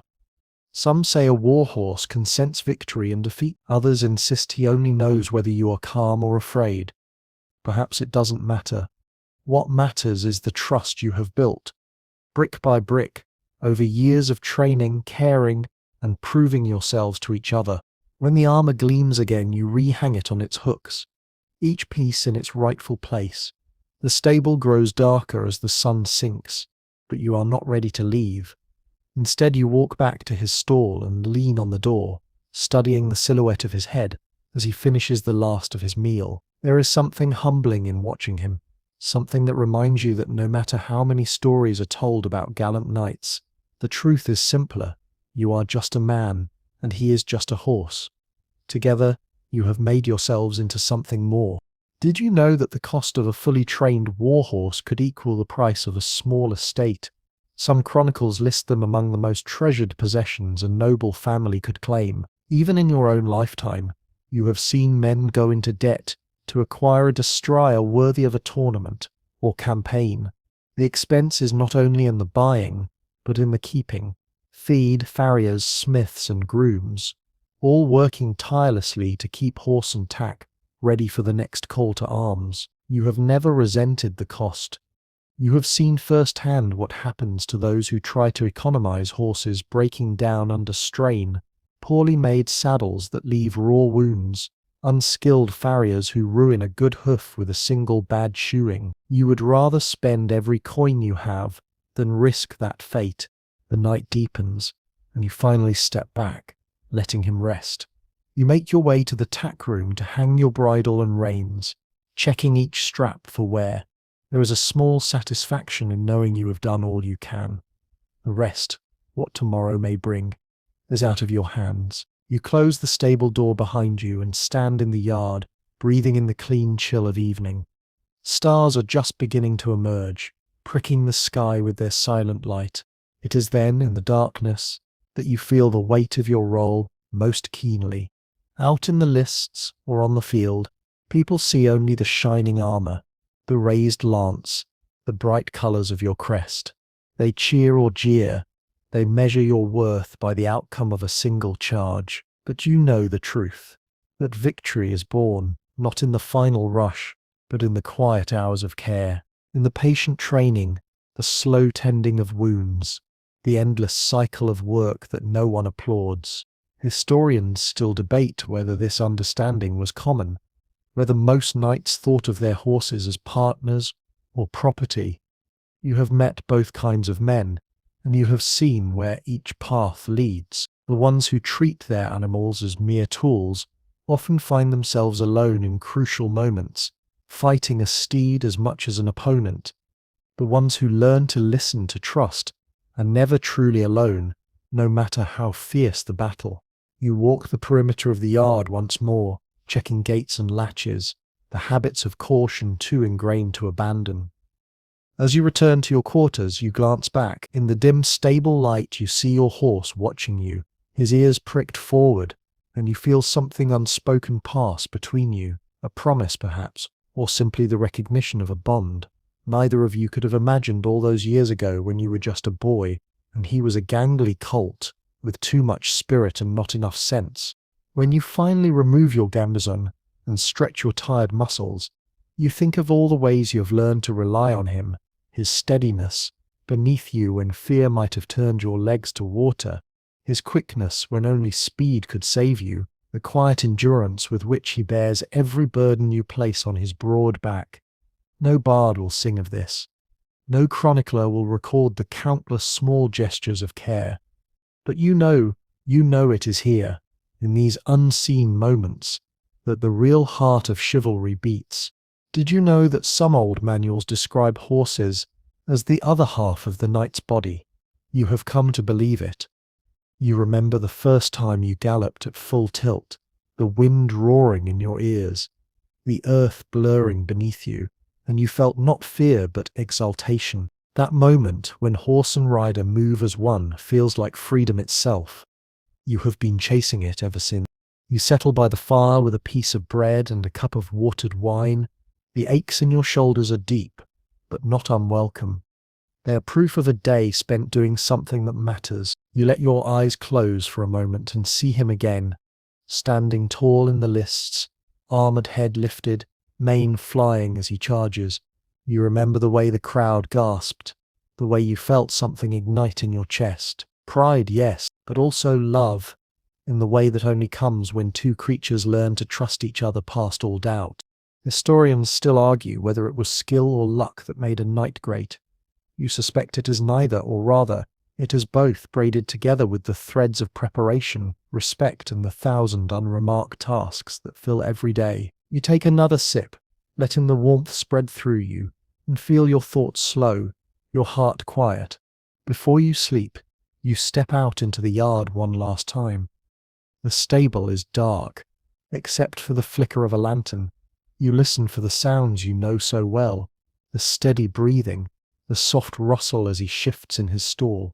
All is well. You close the door and whisper the same words you always do. Words no one taught you, words that are yours alone. Rest easy. You've earned it. And you know that tomorrow, before the sun lifts its face over the fields, you will begin again. Because this is what it means to be a knight. Not the glory, not the shining armor, but the quiet, patient work of caring for a life entrusted to yours. The next morning breaks softer, grey light seeping slowly across the manor yard and pooling in the hollows of the thatched roofs. You wake before the cockerels, stretching the stiffness from your limbs, feeling every bruise and pull earned in the lists and the training field. Some mornings, you half expect your legs simply won't hold you, that you'll rise and find you've left all your strength in the saddle. But habit is stronger than weariness, and soon you're pulling on your hose, lacing your tunic, wrapping your belt snug around your waist. Today is no festival, no tournaments are planned, no banners hung from the manor's high windows, yet it feels momentous all the same, a day of reckoning between you and your horse, a day to prove to yourself that he is healing, that your trust in his strength has not been misplaced. You step outside, breath misting in the cold air, and pause just a moment to take it in, the hush of dawn, the faint warmth of kitchen fires behind shuttered doors, the way the dew slicks the flagstones in silver. You walk to the stable. Even before you see him, you know he's awake. There's a particular cadence to his shifting hooves, a quiet expectation that hums through the air like an unspoken question. When you open the door, you find him watching you, ears forward, eyes bright. Relief floods you so fast it makes your knees a little weak. He is well, or well enough, and that, you think, is everything. You move through the familiar motions, checking his feed bucket, running your hands along the curve of his neck and shoulder, feeling for heat or swelling. There are still tender spots where the armor pressed too hard during the last ride, but no fresh wounds, no stiffness in his gait as he steps carefully from the straw. He nudges your chest, a quiet demand for attention, and you scratch behind his ears, smiling despite the ache in your shoulders. There is no glamour in this part of knighthood, no audience, no applause, just the measured work of ensuring that every part of your horse is sound and strong. You lift each hoof in turn, scrape away the dirt packed tight around the frogs, check for loose nails or cracks in the shoes. Historians still debate whether knights themselves ever performed these tasks, or whether grooms did all the daily tending, but you have long since stopped caring what scholars think. You do this not for appearances, but because no one knows your horse better than you. When he is cleaned and fed, you lead him to the yard to walk off the night's stiffness. The cold morning air sharpens your senses. You watch the way he moves, each step deliberate but unhesitant. That is a good sign, a very good sign. You fall into the quiet rhythm of it, the tap of iron shoes on cobbles, the huff of breath rising in little clouds. As you walk, you remember the first time you led him from this stable as a fully trained charger. You were barely 17, your head full of visions of glory and song. You thought you knew everything then, but it is only now, after countless dawns like this, that you realize how much there was to learn. Did you know some knights believed their horses absorbed a portion of their own spirit over time, that the beast became, in some sense, a mirror of the rider's heart? You think there's truth in it. He knows you as well as you know him. He senses when you are troubled, when you are restless, when you carry fears you can't voice, and he responds in kind, offering steadiness when you most need it, demanding calm when your own nerves fray.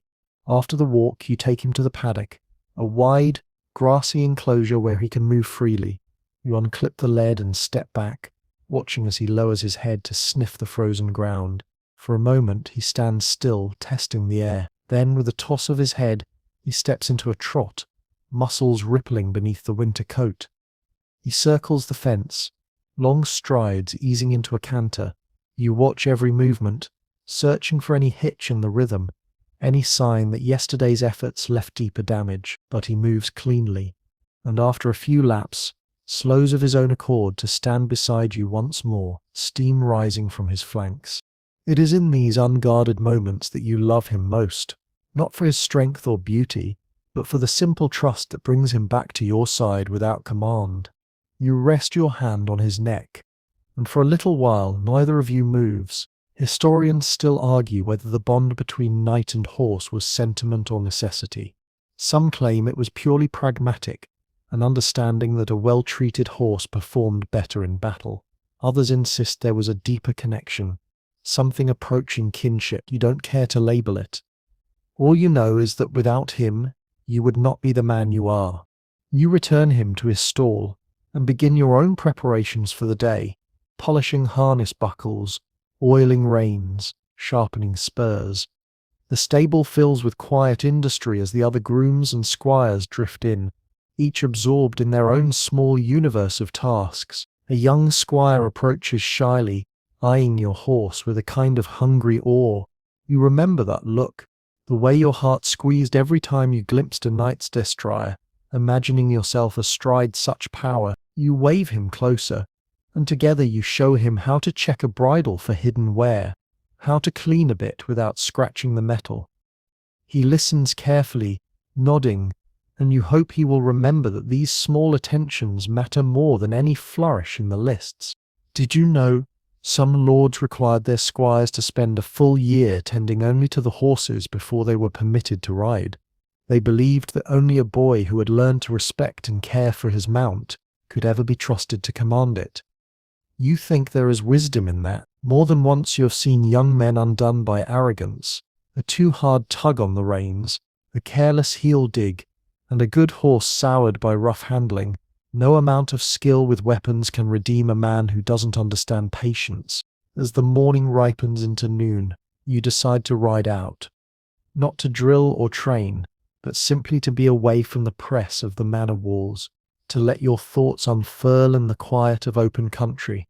You tack him up, each motion deliberate, each buckle tested twice. You mount without ceremony, settling into the saddle with a sigh that is half relief, half anticipation. As you turn toward the gate, you feel the old thrill rise in your chest, faint but persistent, like a memory that never quite fades. You ride at a walk first, down the rutted lane past hedgerows hung with frost. The world feels suspended in this cold hush. No shouts, no hammering hooves, only the creak of leather and the quiet exhale of breath. You let the reins rest loose, trusting him to pick the path. He knows this road as well as you do, the way it twists past the mill pond, the gentle rise that overlooks the valley. After a while, you press your legs lightly to his sides, asking for more. He responds at once, stepping into a canter so smooth it feels like floating. Did you know that in some chronicles, knights swore their horses could sense when they needed comfort? You believe it now, feeling the way he matches your mood. No hurry, no resistance, only the steady rhythm of shared motion. You ride until your hands and face are numb with cold, until the weight in your chest eases and your mind grows quiet. Then you turn for home, letting him set the pace. When you return, the stable feels warmer than you left it, full of the mingled scents of hay and leather and horses at rest. You dismount, patting his shoulder, and lead him inside.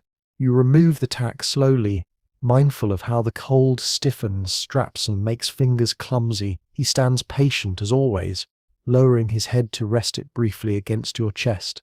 A gesture so simple and so full of meaning, you feel your throat tighten. This is why you endure the aches, the long hours, the unglamorous labor, because this partnership is worth every sacrifice. Historians still puzzle over whether knights spoke to their horses as you do. Some records hint at whispered commands, private words. Others say such intimacy was unmanly, unbecoming.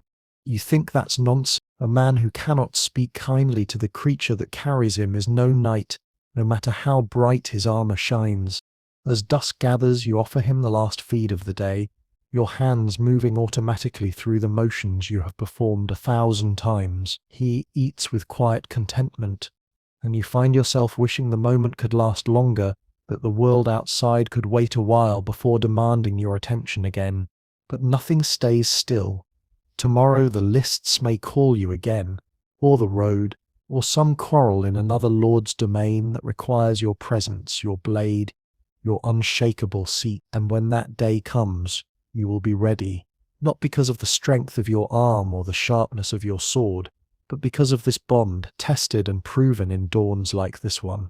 You watch him finish his meal, check the stall door one last time, and step back into the night. The stars are bright above you, their cold light stretching across the rooftops.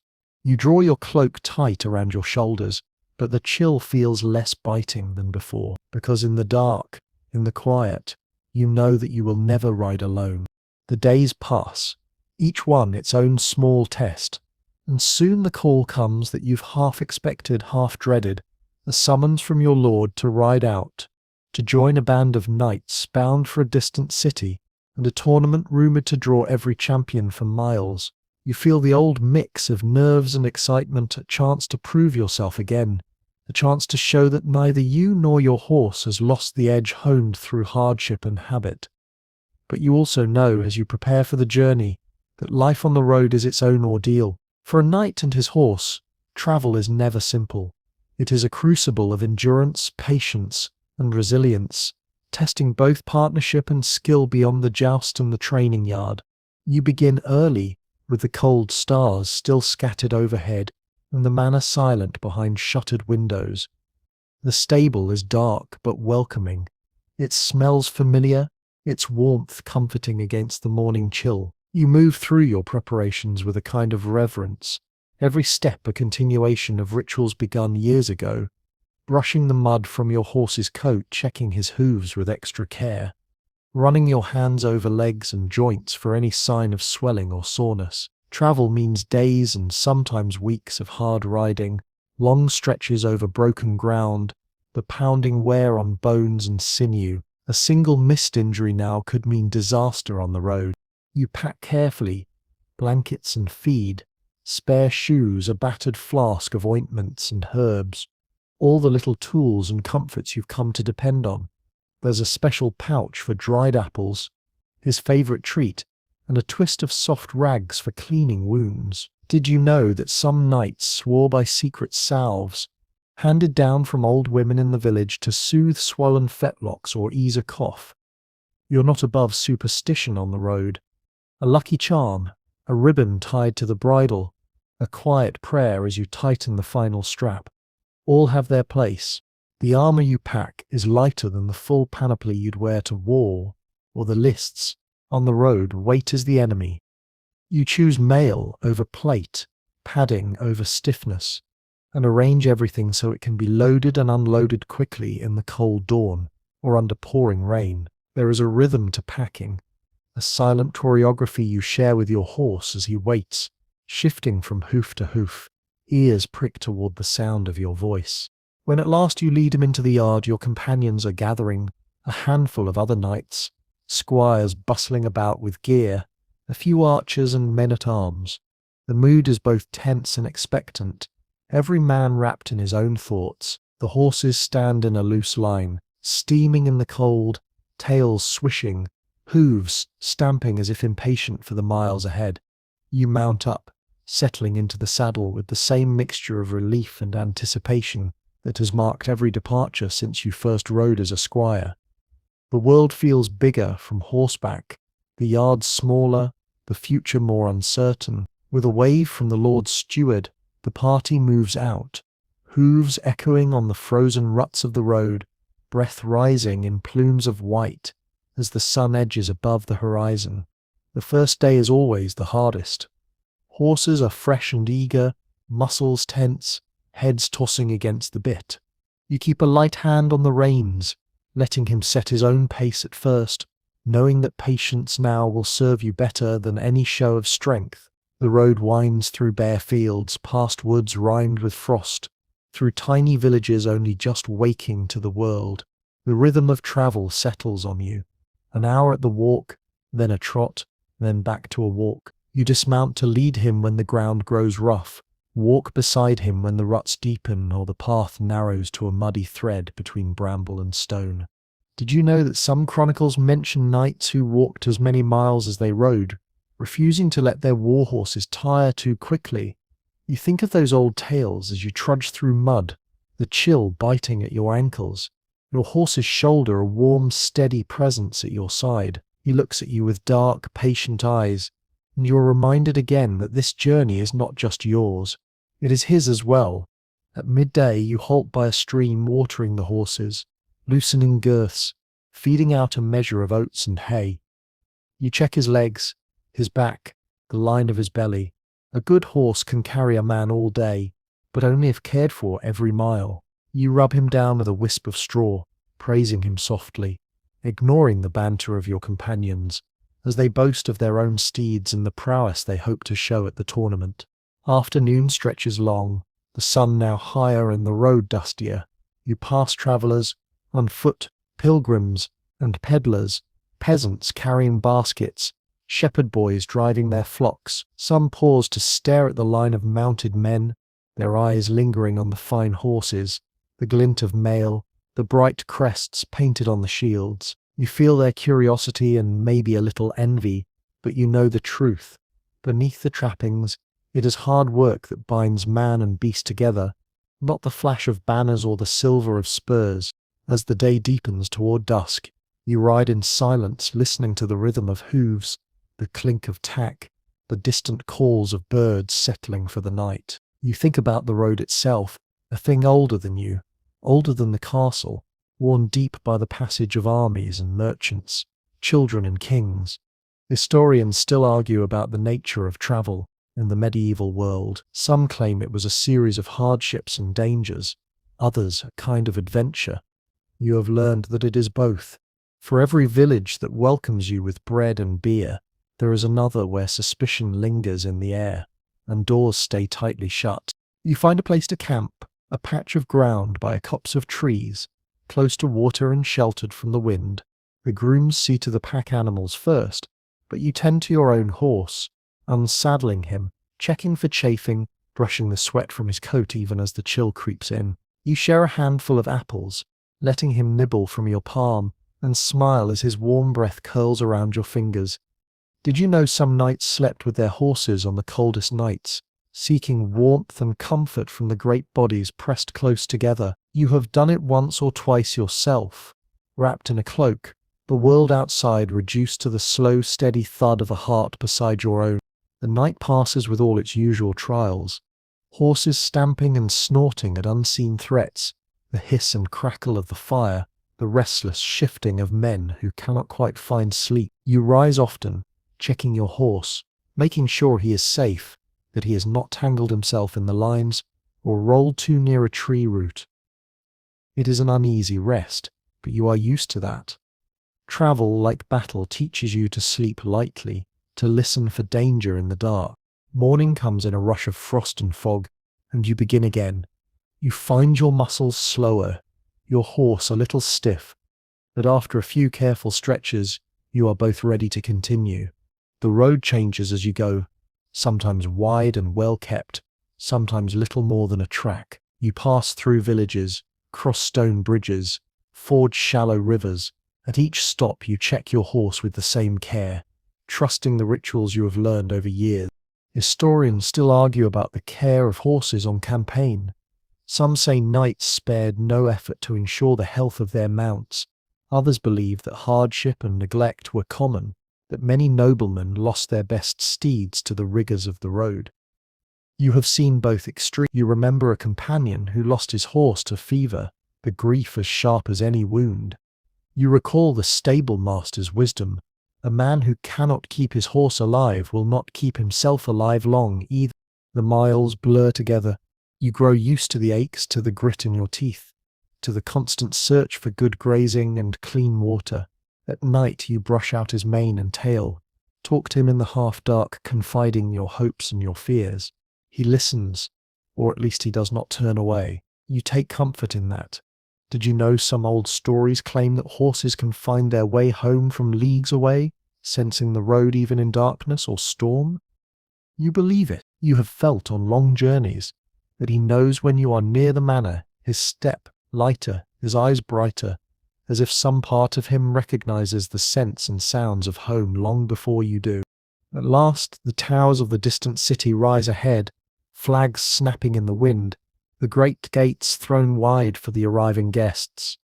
The tournament field stretches out, a riot of colour and noise, banners and tents, the smell of roasting meat and trampled grass. As you enter, you see other knights admiring each other's mounts, each partnership on display for the world to judge. You feel a swell of pride as you dismount, hand on your horse's neck. Whatever happens in the lists, whatever glories or failures await, you know you have come this far together. Each mile, each hardship, each quiet night on the road. You settle him into a borrowed stall, unpack your gear, and spend a long time brushing away the dust of travel. He sighs, sinking into the straw, content to rest at last, and you too let yourself relax, if only for a little while, glad to have arrived with your companion by your side, safe, strong, and ready for whatever tomorrow brings. There comes a time in every knight's life, a moment not marked by trumpet or fanfare, when the proudest companion, the magnificent destrier who has carried you through 100 dawns and battles, begins to slow. The signs creep in gently at first, a slight stiffness in the morning, a longer time to catch his breath after a gallop, a quiet reluctance to bear the full weight of your armor on rocky ground. You notice, of course. You notice everything, because by now you know his every mood and gesture, the way his head turns at a distant call, the rhythm of his stride, the meaning of every flick of ear and tail. You see the first white hairs on his muzzle, the deeper hollows over his eyes, and though you keep the truth unspoken, it weighs in your heart like a secret. You have known knights who sold their aging horses, swapping the old campaigners for green-spirited colts. Others, with more gold than patience, sent their faithful steeds to a far-off stud farm, letting them pass the days grazing in unfamiliar fields. Some gave them to squires or to the stable hands, content to let the old warhorse live out his days as a lesson for the young. But you cannot bear the thought of parting so easily. For you, the journey does not end with the final charge or the last tournament. The bond you forged out of necessity, discipline, and genuine affection has become something more enduring than public glory. So you watch him in the mornings rising a little slower from the straw. His joints click when he steps into the sun, and sometimes he stops at the fence, gazing out at the fields he once galloped across, as if remembering, as you do, every run, every victory, every moment of wild, reckless youth. There are days he still wants to go when the old fire leaps in his eyes, and he tosses his head, eager for a ride. You saddle him with extra care, choosing the light attack, leaving the armor behind. Together you walk the lanes, your pace gentle, your voice low and encouraging. He pricks his ears at familiar sounds, sidesteps at a rustling hedge, snorts at a distant dog. For a time you can almost pretend that nothing has changed. Did you know that some medieval families celebrated the retirement of a warhorse as a kind of rite of passage? There are tales of villages garlanding the old chargers, leading them through the streets, offering bread and apples as tribute to years of faithful service. Children would paint bright symbols on their flanks. Women would weave ribbons into their manes. These were not the grand feasts reserved for knights, but quiet, heartfelt ceremonies that marked the end of an era for the whole community. You think of this as you slip him extra treats, as you rub his withers with liniment, as you linger by the paddock fence in the twilight, telling stories to anyone who will listen. Historians still argue how common such reverence really was. Some suggest it was a luxury for the wealthy, a sentimentality rarely afforded in a hard world. Others insist that even the poorest villagers respected the horse who had carried their lord and protected their land. You believe, as always, that the truth lies somewhere in between. For every animal turned out to pasture, there were others who knew only work until the end. Yet you have seen enough to know that love, genuine, grateful love, was not rare. It was, in fact, the quiet thread that bound knight and horse, lord and land, memory and hope. You adjust to this new rhythm. There are no more tournaments, no more midnight alarms or calls to arms. Instead, your days take on a slower pace, full of small, deliberate acts. You tend to his aches with warmed poultices. You cut apples into slices and feed them from your palm. You sit with him in the field, mending tack or cleaning armor, while he grazes quietly nearby. The other horses, younger and full of restless energy, come and go, but he stays close to you, seeking your company, perhaps as comfort or perhaps as habit. You notice how he has become a fixture for the others as well. The stable boys consult you when a colt refuses the bit or spooks at a shadow. The head groom asks your opinion about a stubborn case of thrush or a patch of rain rot. The village children gather at the fence to stroke his nose and listen to your stories. Even the old women who bring herbs and salves nod in approval, telling you that a knight who cares for his horse in old age will find friends in every season of his life. Did you know that medieval legends are full of stories about horses who knew when their time had come? There are tales of war horses who refused to eat, who walked out into the mist and vanished, who appeared in dreams to say goodbye. You don't know what you believe, but you find yourself listening more carefully to his moods, watching for any sign that he wants something you have not offered. You make his retirement as comfortable as you can. When winter comes, you line his stall with extra straw, wrap his legs in thick cloth, feed him warm mashes rich with oats and molasses. On bright afternoons, you lead him to the sunniest part of the field, brushing his coat until it shines, talking to him about the world as if he were another knight, another old campaigner. He stands, head low, eyes half closed, his breath steaming in the cold air. Sometimes he turns and noses your arm, a gentle reminder that a night's work is never done, not while there is care to give.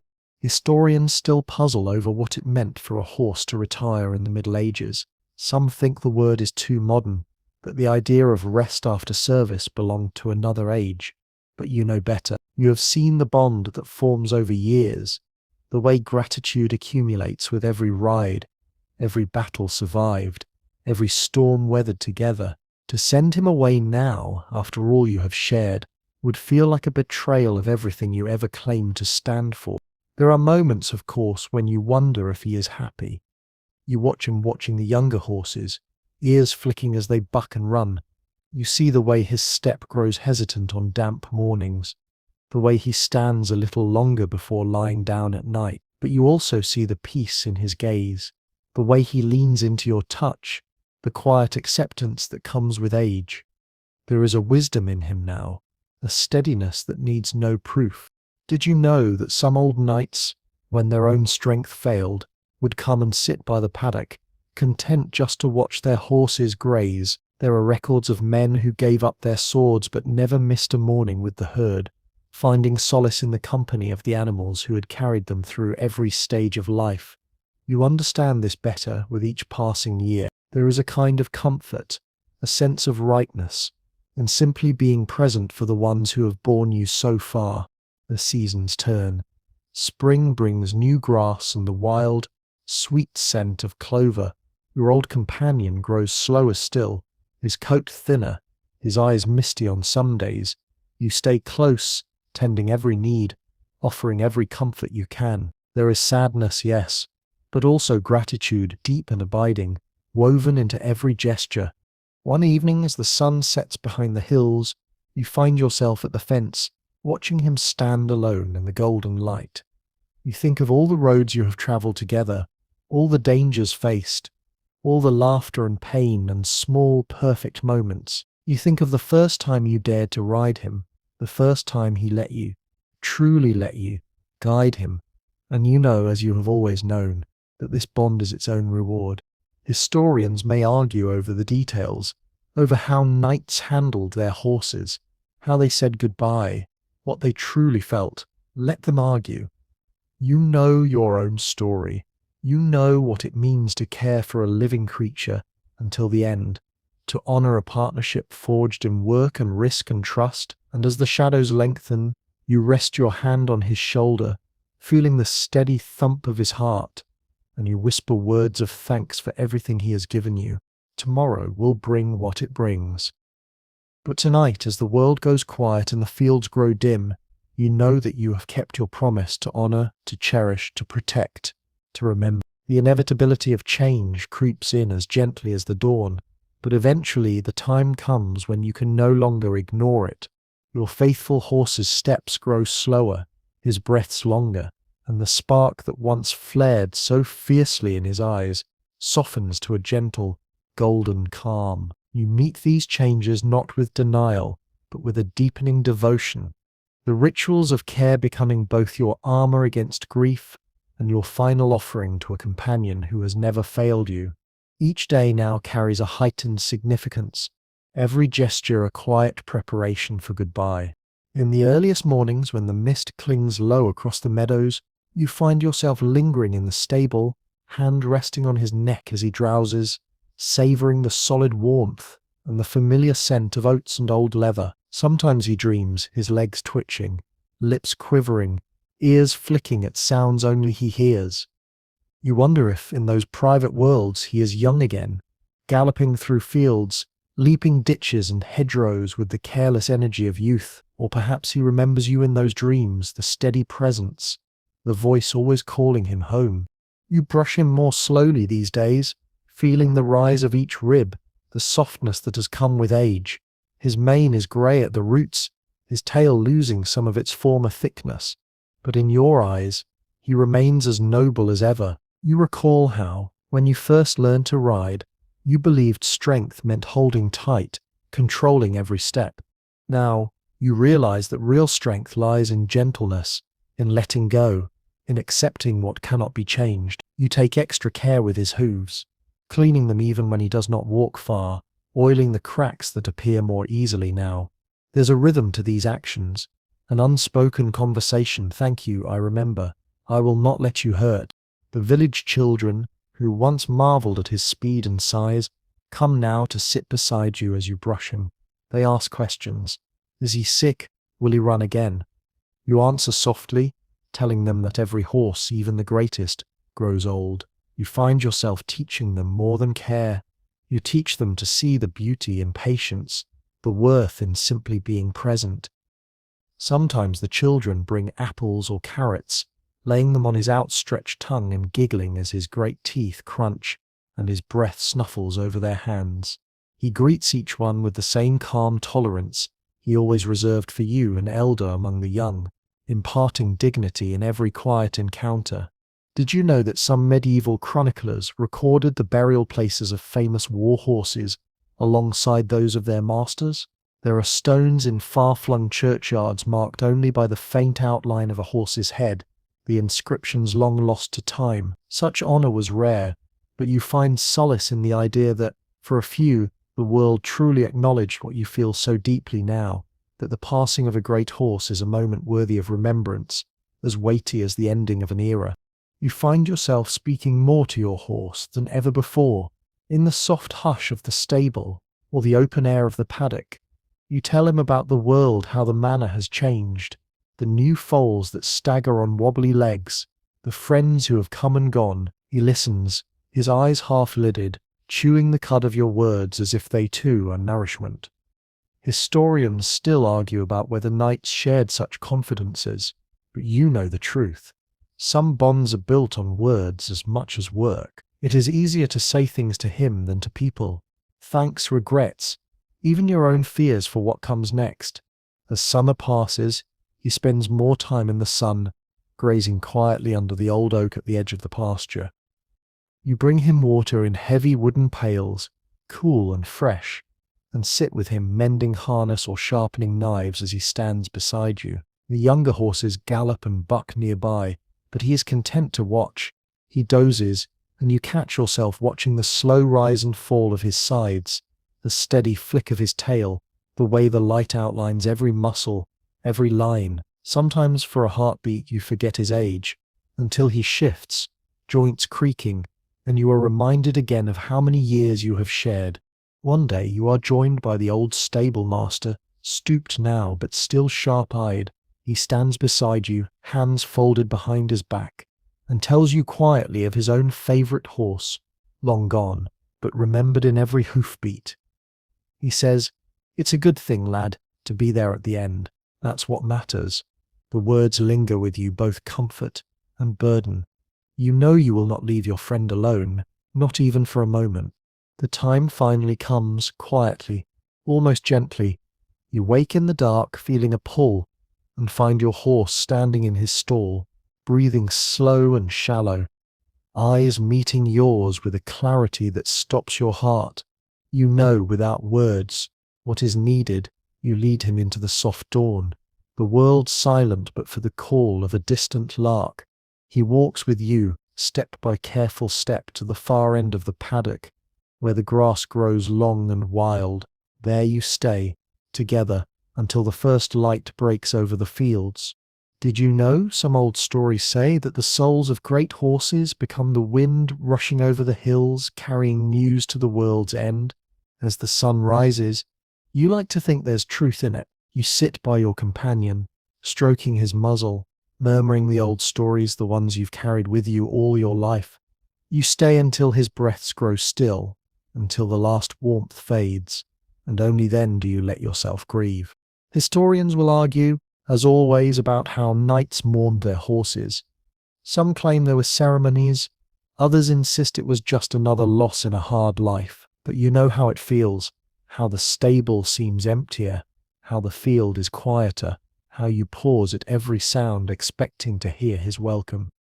You carve a small marker, a simple wooden post, the old bridle draped across it, a garland of wild flowers twined around the horn. The children bring more flowers, the villagers offer words and songs, and for one day all differences are set aside in remembrance. You spend time alone too in the weeks that follow. You walk the pastures, remembering every ride, every challenge, every shared sunrise. At first you avoid the stables, unable to face the emptiness of his stall, but the world, as it always does, calls you back. The younger horses need your care, the stable boys your guidance, the new foals your steady hand. You find yourself retelling the old stories about the battles and tournaments, the narrow escapes, the moments of almost magic trust. In every story your friend lives again, galloping across memory as surely as he once crossed the fields. You are surprised, after a time, to find the ache less sharp. In its place grows a kind of peace, a knowledge that you did everything you could. You remember the stable master's words, that it is a good thing to be there at the end. And you understand now what he meant. Love is not in the grand gestures, but in the quiet daily acts of care, in showing up every day, in holding on to the end and letting go when the time comes. Historians may never know the names of every great warhorse, nor the shape of every bond, but you do. You have lived it. You see your friend's shadow in every horse you train, in every gentle pat you give, in every lesson you pass to the next generation. The new horses come, eager and bright, but you always remember the quiet strength, the patience, the way you taught each other what courage really means. The cycle of life in the manor goes on. There are new tournaments, new challenges, new dawns. You still ride, sometimes leading a young horse out into the world, sometimes simply walking the familiar lanes, telling stories to whoever will listen. But you know, in your heart, that you carry the best of your companion with you wherever you go. And so, as another day ends, you sit quietly on the fence, the fields golden in the last light, and you remember not just the battles and triumphs, but the quiet mornings, the laughter, the struggles, the love. You remember, and you are grateful. The seasons roll onward, as they must. Summer gives way to crisp autumns, then the deep quiet of winter, and before long you find yourself a little older, a little wiser, moving through the familiar rhythms of manor life, with a patience born of loss and memory. Your old companion is gone, but his spirit lingers, in the worn leather of a favorite bridle, in the patch of sunlight where he once slept, in the easy confidence with which you approach each new colt or filly under your care. The world has shifted, but you remain, shaped by all you have learned and loved. Time brings change, but it also brings renewal. Soon, another foal is born in the paddock, a bright-eyed chestnut with a wild streak that reminds you, almost painfully, of your first horse. You watch as the stable boys struggle to halter him, laugh as he bucks and twists, refusing every command. The other horses look on, unconcerned, but you see the challenge in the young one's eyes, the question he asks with every toss of his head. Who will teach me? Who will understand? You step into the ring, boots crunching on frost, and stand quietly by the fence. The colt circles, snorting, watching you with wide, suspicious eyes. You make no move to catch him, only offer your presence steady, patient, a silent invitation. This is how it begins again. The slow work of trust, the quiet waiting, the willingness to let the horse come to you when he is ready. You remember vividly how long it took for your first horse to accept your hand, how sweet the reward was when at last he did. Every horse is different, but the lesson is always the same. There are no shortcuts, no clever tricks that replace patience and kindness. Did you know that some old horsemen swore by standing in the paddock for hours, just breathing and waiting, until the horse's curiosity overcame his fear? You try it now, feeling the cold creep through your boots as you wait. The other boys lose interest, wandering off to their chores, but you remain. After a time, the colt approaches, nostrils flaring, head low. You extend your hand, palm open, and wait. He sniffs your fingers, dances back, then steps forward again. It is a beginning, the fragile start of another long partnership. You spend days, then weeks, winning him over. You bring sweet hay and bits of apple, speak in quiet tones. Let him watch as you brush the older horses. Let him see that no harm comes from your touch. Each day you try a little more, slipping the halter on for a minute, then removing it, running your hand down his leg, lifting a hoof. He is stubborn, sometimes wild, but you know now that anger only sets you back. You learn to celebrate small victories. The first time he lets you stroke his nose, the first time he stands still for a brushing, the first time he follows you across the yard with no lead at all. Historians still debate the details of medieval horsemanship, whether the methods of gentling a horse were truly humane, whether knights were more patient than peasants, whether the famed warhorses were trained with kindness or with force. You have seen both sides. You know men who break a horse's spirit with whip and shout, but their mounts are never as willing, never as sure-footed in crisis as those who trust their masters. You have learned through hard experience that real partnership cannot be forced. It must be offered and accepted, one small act at a time. The colt grows, filling out, muscles hardening as the seasons pass. You teach him the basics, how to wear a halter, how to stand for the farrier, how to accept a saddle blanket, and finally a light saddle. You never rush. Some days you make no progress at all, but you have come to understand that these are not failures. They are part of the journey, the long patience that will pay off in years of companionship. One crisp morning, you lead him into the ring, then slip your foot into the stirrup for the first time. He shies, uncertain, but you dismount, soothe him, try again. After many attempts, he stands steady as you swing your leg over his back. You sit, heart pounding, feeling the old rush of joy and fear mingling. He takes a step, then another. You speak softly, letting him know that you are there, that you will not harm him. When the ride is done, you praise him, reward him with a handful of grain, and walk beside him all the way back to the stable. Did you know some old texts claimed that a knight's reputation could rise or fall with the success of a single young horse? There are stories of men who gained favor or lost it based on their ability to bring a difficult colt into service. You understand now why that might be? This process is not just about training a mount. It is about proving your own patience, your capacity for understanding, your willingness to earn trust rather than demand it. As the months pass, you ride further afield. You take the young horse down old roads, across streams, through woods tangled with wild roses and briar. He spooks at birds, bolts at shadows, but each time you bring him back, steady him, show him that there is nothing to fear. You find yourself speaking the old words, words your first horse knew so well. You realize with a pang that you are passing on more than skills. You are carrying forward the spirit of every horse you have ever loved. Sometimes, when the day is done and the stable is quiet, you find yourself alone with the colt. He stands close, head bowed, waiting for your touch. You lean against his side, feeling the strength in him, the promise of all the rides still to come. You close your eyes and remember what it was to be young, to be uncertain, to be shaped by the kindness of another living creature. Historians still wonder about the secrets of the best horseman, what separated the legends from the rest. Some say it was bloodlines, others say technique, still others claim it was luck. You know, the truth is quieter, harder to pin down. It is attention day after day. It is care given freely and without expectation of glory. It is a willingness to be humble, to let the horse teach you as much as you teach him. The years continue their slow turning. The colt becomes a gelding, then a mature horse. You ride together in the lists, in the hunt, on the long roads between towns and markets. He learns to read your moods, as well as you read his. There are days when you are both tired, both impatient, and you make mistakes. But the foundation you have built, the trust, the respect, the memory of patient beginnings, sees you through. The people around you begin to notice. The stable boys bring new colts for your advice.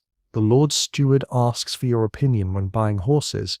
The head groom consults you about injuries and ailments. You have become, almost without realizing it, a teacher, a bearer of the old wisdom, the quiet arts that cannot be found in any book. Did you know some lords appointed a master of the horse, a trusted knight whose duty was not only to train and manage the stables, but to pass on the secrets of partnership to every new generation? You find yourself filling this role now, though no one ever formally asked you to. You take pride in it, knowing that you are keeping alive a tradition older than any banner, more enduring than any title. And through it all, you carry your memories with you. The ghost of your first horse walks beside you on every morning ride, stands quietly at the fence as you train each new colt, waits for you in the hush of every dusk. You do not mourn as sharply now. Instead, you honor him by living the lessons you learnt together, by offering every new horse the same patience, the same care, the same steady, loving presence. In time, you realize that you have become for others what he was for you, a source of confidence, of steadiness, of trust that does not waver.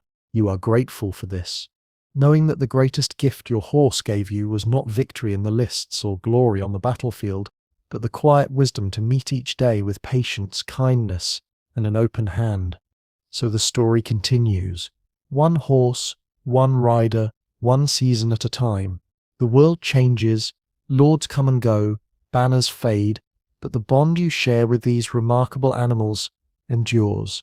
And each time you see a young colt lift his head and step bravely toward you, you remember the true legacy of a knight is not only written in deeds or chronicled in songs, but lived in the gentle art of guiding another soul from fear to trust, from restlessness to calm, from wildness to companionship. Years slip by, a steady passage of days marked by the simple rituals of stable and field, training ground and tilt yard, feast and quiet dawn.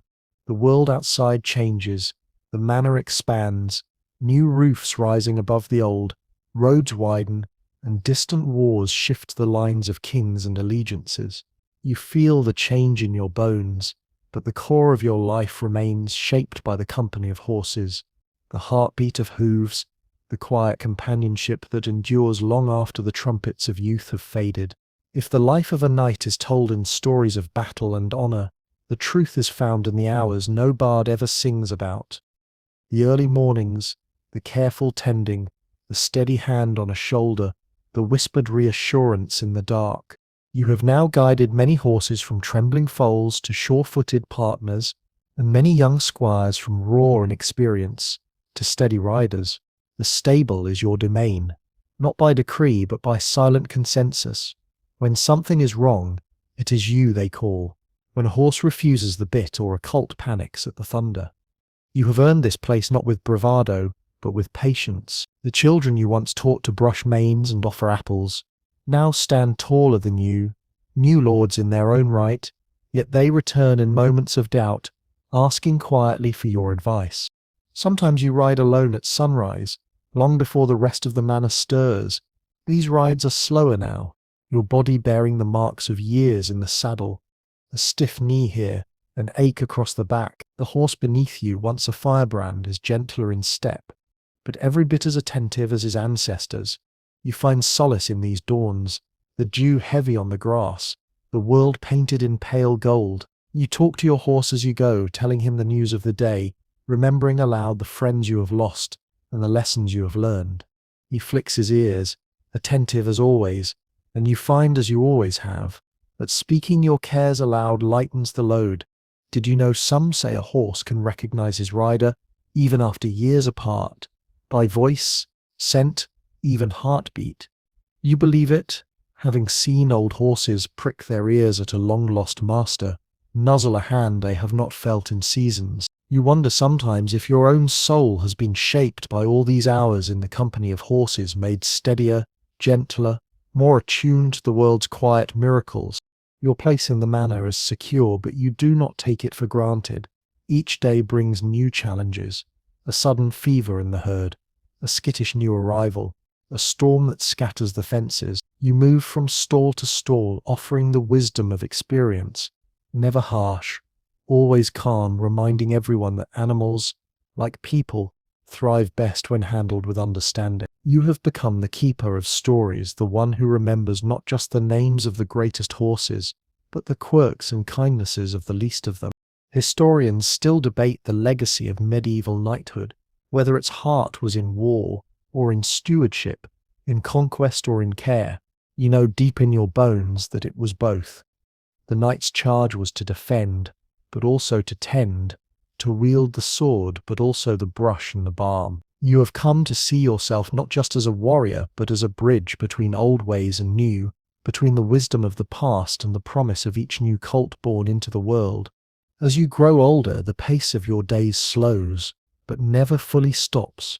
There are times when you find yourself resting on a stable bench, watching the young horses spar and play, listening to the laughter of the new squires as they compete for the honor of tending your favorite mare. The memories of your first warhorse, the one who carried you through youth's fire and folly, come often now, as vivid as any dream. You tell his story to the new boys, make them promise to remember that a knight's first duty is to those in his care, not to the stories he hopes others will tell about him. You walk the fields each evening, pausing to rub a velvet nose or untangle a mane. The horses know your scent, your step, the rhythm of your voice. Even the wildest of them grows calm in your presence, and the foals, so shy at first, learn quickly that you are safe. The village people greet you as you pass. Sometimes they bring sick or injured animals, trusting you as they would a physician. You do what you can, sometimes working late into the night, hands steady, voice gentle, never hurried. The animals recover more often than not, and when they do not, you are there at the end, as you promised yourself you would be. Did you know that some ancient tales claim a great knight's spirit lingers in his stables, watching over the herd for generations? You smile at this, thinking that if it is true, you would not mind remaining here, guiding, protecting, whispering comfort through the creak of every stall door or the hush of every midnight storm. You take on fewer battles now, preferring to let the younger men earn their scars, but you still ride in the lists on festival days, the crowd cheering as you and your mount, older, perhaps slower, but still proud, canter around the ring. The applause is sweet, but it is the quiet afterward, brushing your horse in the cool shade, that you savor most. The world outside continues to change. Armies march, lords fall, new inventions arrive at the manor, and rumors of distant lands filter in on the voices of traders. You listen, interested, but untroubled. You have found your place, and it is enough. You keep the old traditions alive, the songs sung at dusk, the rituals of feeding and grooming, the simple kindnesses that make life in the stables a haven for all who enter. Historians will keep arguing, as they always have, about the true nature of knighthood, about glory and honor, about the role of horses and the daily labor that went unseen. But you know that, at the end of all the stories, what endures is not the thunder of hooves in battle, or the gleam of armor beneath the sun, but the trust built over years, the silent agreements, the everyday acts of care. You train your final horse, a mare as clever as any you have known, with a wicked sense of humor and a heart as brave as your own. She becomes your companion in the last rides of your life, carrying you gently through the fields, never rushing, always listening for your word. You realize as you ride together in the twilight that you have come full circle, from wild ambition to quiet wisdom, from the fury of youth to the gentleness of age. As you pass the baton to the next generation, you offer them not just the tools and techniques, but the stories and the spirit of what you have learned. You teach them to listen as much as to command, to wait as much as to act, to honor the animals who share their burdens. You tell them the simplest words you can find, the secret that took you a lifetime to understand. Every great knight was shaped by his horse, and every horse by the hand that cared for him. In the quiet of your final days, you watch the sun set over the paddocks, the horses grazing, the children running with laughter and joy. You know, with the certainty that comes from a life well lived, that the work you have done will endure, not in songs or scrolls, but in the daily lives of those who follow. You close your eyes, breathing in the sweet, earthy scent of hay and leather, and feel the world slip into a gentle hush. The horses nicker softly in the stables, the last rays of sun slant through the doors, and peace settles over you like a cloak. You've given everything, received more than you ever imagined, and as you drift into rest, you know you are not alone. The beat of hooves, the warmth of a steady shoulder, the murmur of quiet affection, all these are with you always. 300 words. And now, as the world softens into the hush of night, let your thoughts drift back through all those quiet years, the mornings tinged with mist and the evenings brushed with gold, the familiar weight of leather in your hands, the steady presence of a friend whose only language was trust. You have walked the stables, led young horses to water, taught eager squires the slow patience of grooming and the fast courage of battle.